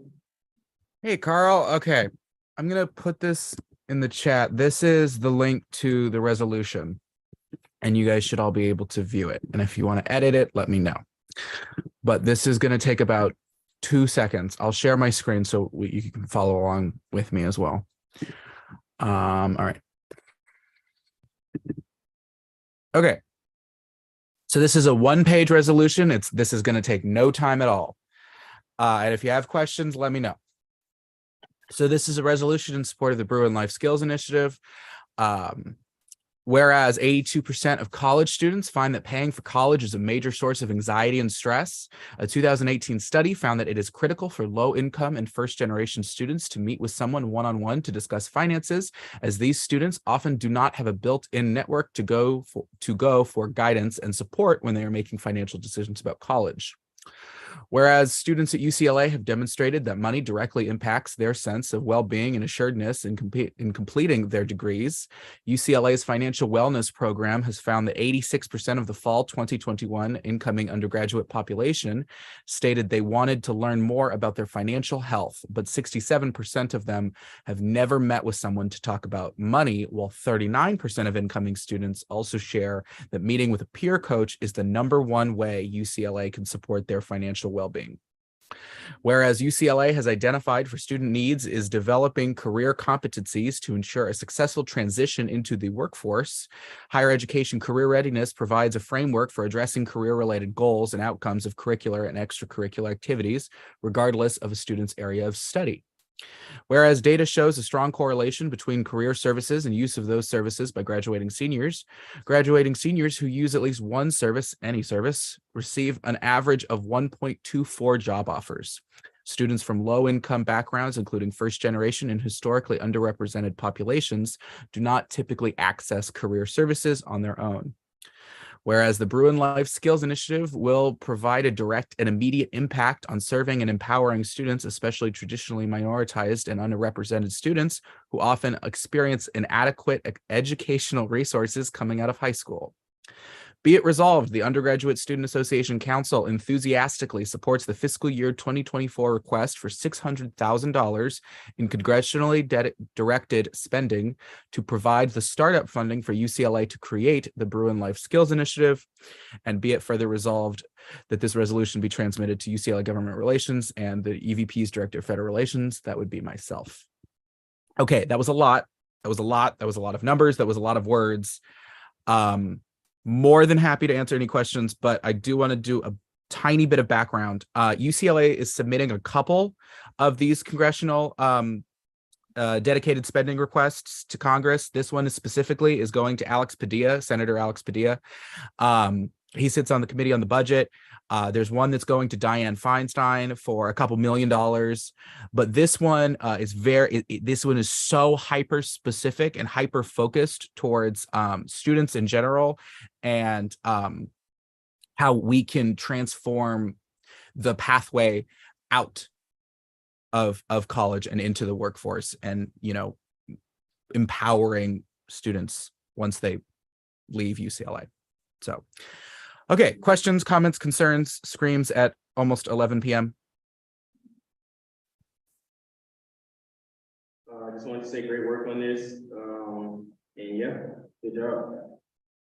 Well, many hands make light work. So this is not just me, but I appreciate it. I'll take the credit for it. But it's Ashley Dominguez from UCLA Government Relations, Hillary also, and Divine, and then also my team at Federal Relations. So, takes a village. But if anyone has also any questions about the resolution or anything else UCLA is doing in the sense of congressional directed spending, again, they're submitting about 6 of them. You can reach out to me or Divine, and we can get you more information about it. Awesome. Okay, thank you. Can we get a motion if no one has any questions? Move to approve the Bruin Life Skills resolution. I second. Lee on a motion, Sarah seconds. All in favor, please raise your hand.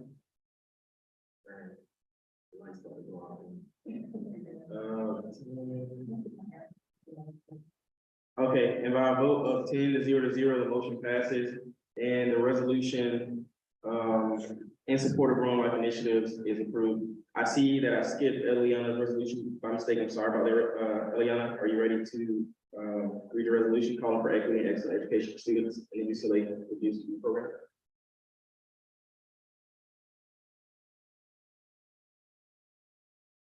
Eliana?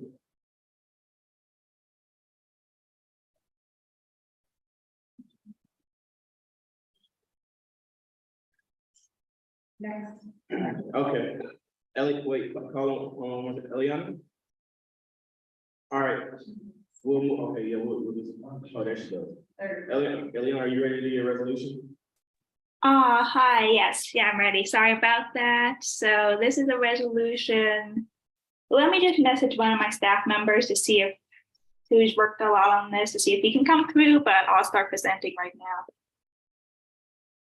All right. So yeah, anyhow, this is an important issue we've had in terms of bringing this up because one of my public staff members he encountered this issue and he was just thinking about how the impact it's going to have on like a lot of disadvantaged students at this university and students' rights. So let me share a screen and present this. So basically we're talking about the reduced fee program, which is something that I'll probably run to the resolution first, provide the basic stuff, and I can provide some additional comments. All right. So hey, Eliana, I just want to say it's supposed to have 3 co-sponsors, okay? yeah, anyone want to add yourself as a sponsor right now? I'll sponsor for you. Thank you, Thyra. I'll add you in right now. You're the best. Yeah, you can put me on too, okay? Thank you. Yeah, thanks, Carl. Appreciate it. Love y'all.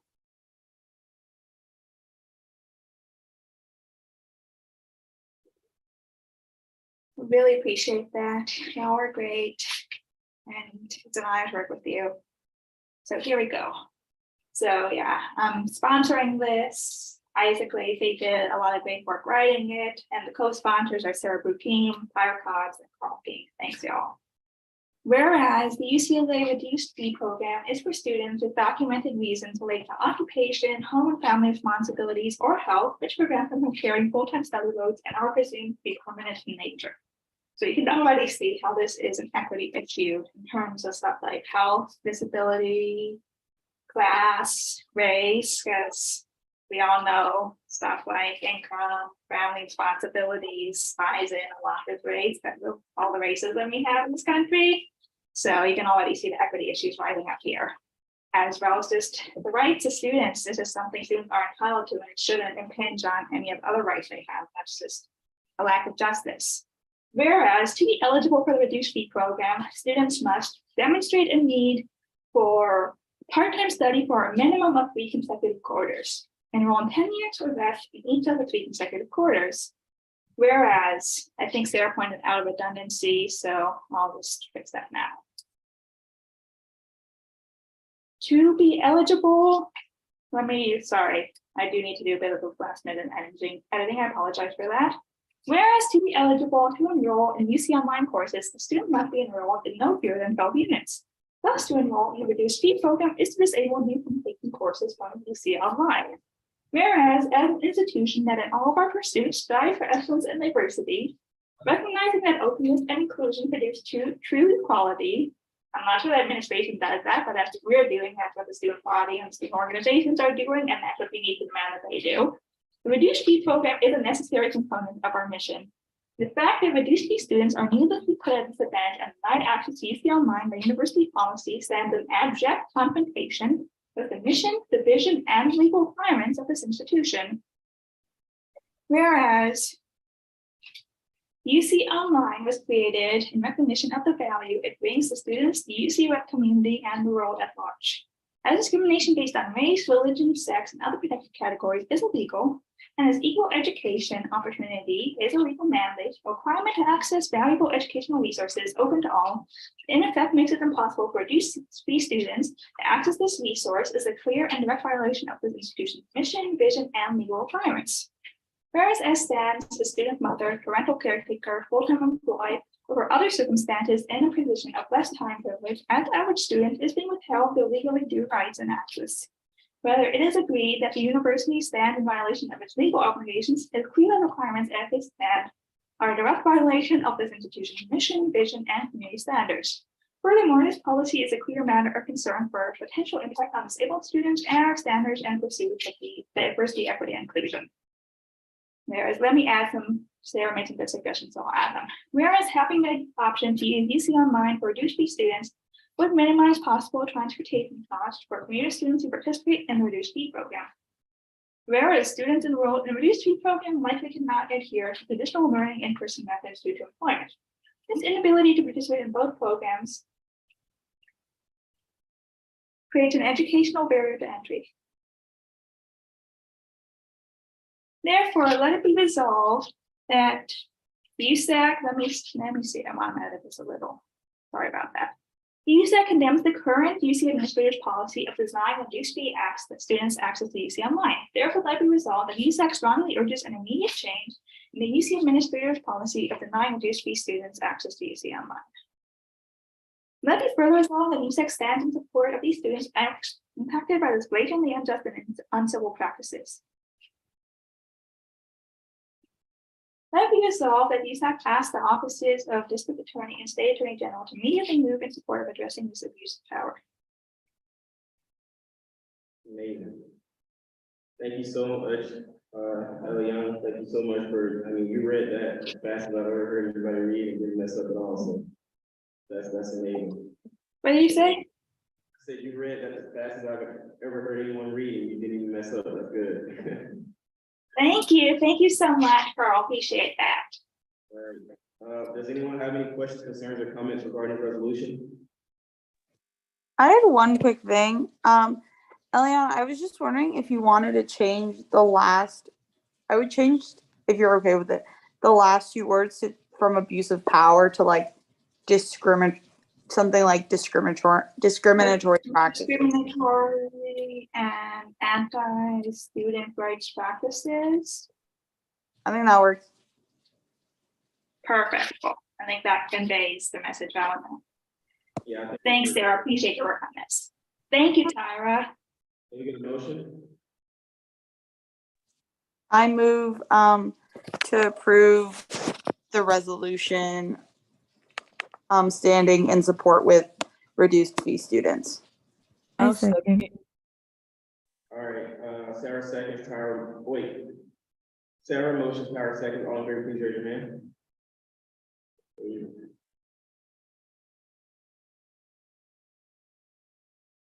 9, 10, 30. I think that's good. All right, and by a vote of 10 to 0 to 0, the motion passes and the resolution calling for equitable and excellent education for students in the UCLA program is approved.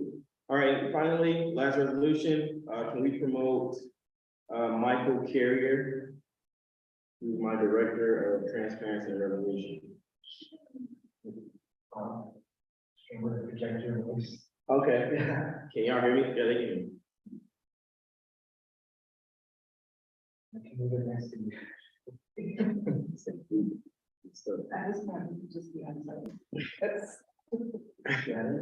Hello, everyone. It's a pleasure to be with you all tonight. We'll be presenting a resolution regarding, sorry, are you able to see the screen? It's kind of slow for me. It's still saying started screen sharing. It hasn't shown the actual resolution yet. Okay, let me see.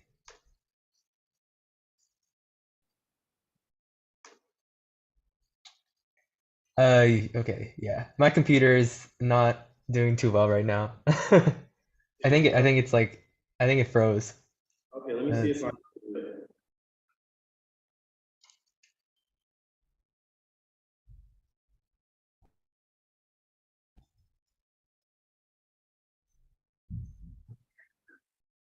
Okay.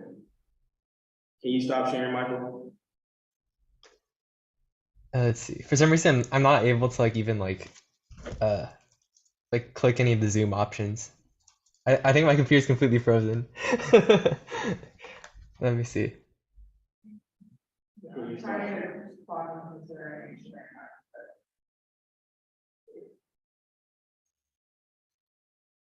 All right.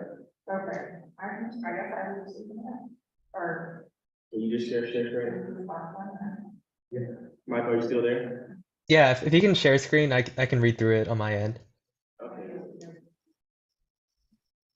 Yeah, but there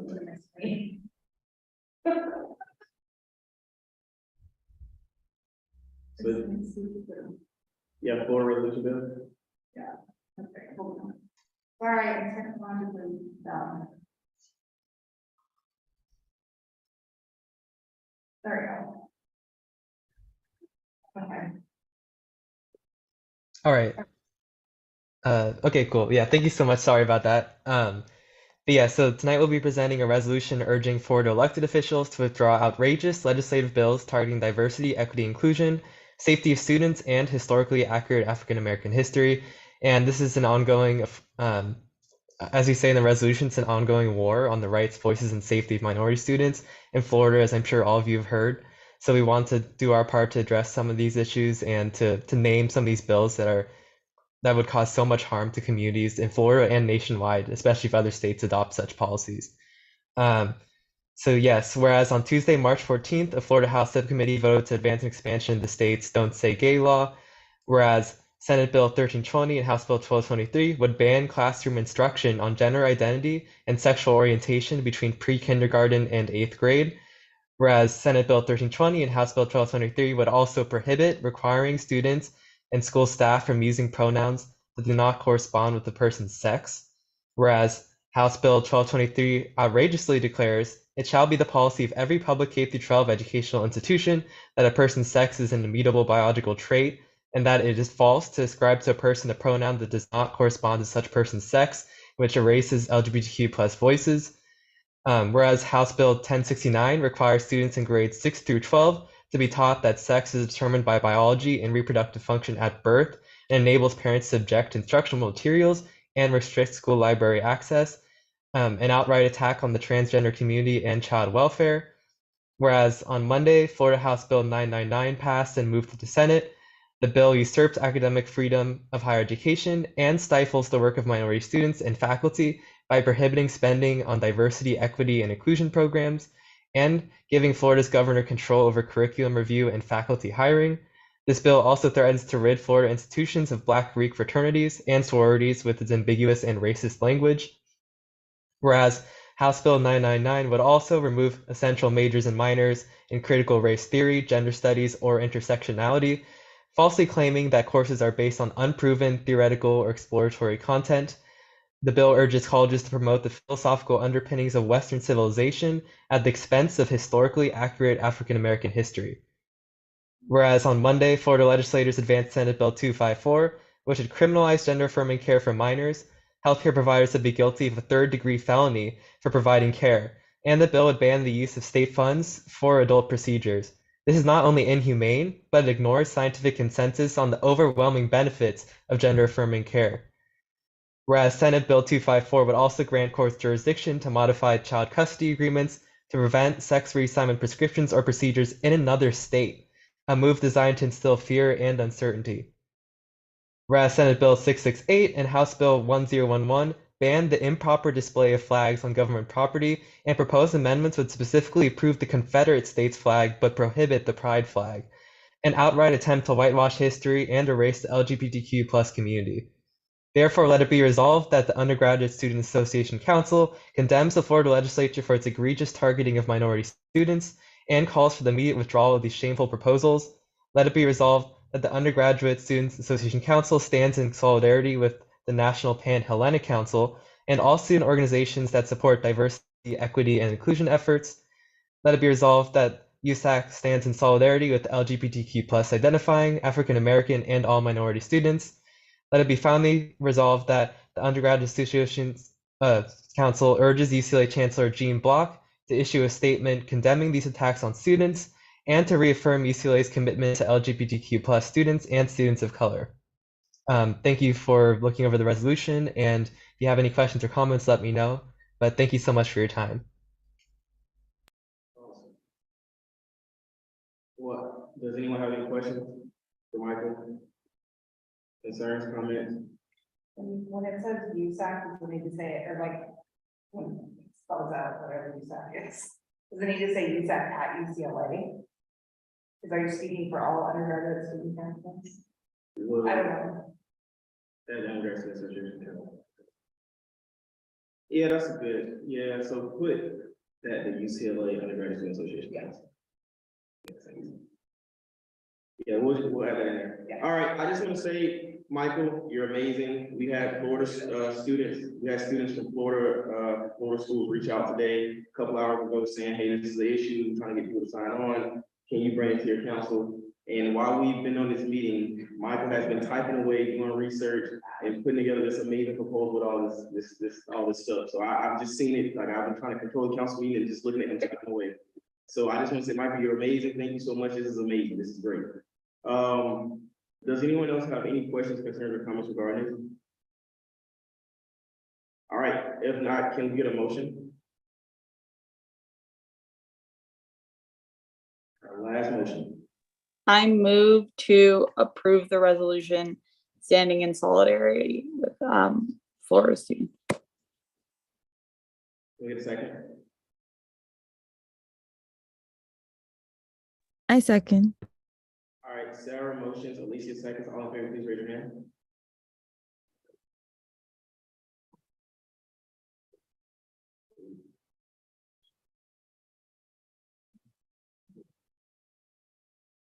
All right.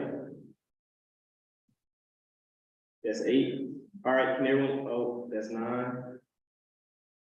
Can everyone lower their hands?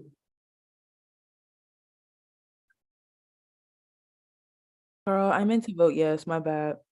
Okay, that's, all right, and that's everyone. Okay, by a vote of 10 to 0, the motion passes and the resolution is approved. All right, well, good night, everyone. Good luck on your finals. Love y'all. Take care of yourself. Once again, thank you again, Michael. You're amazing. And yeah, everyone, please go take care of yourself, get some rest, all right?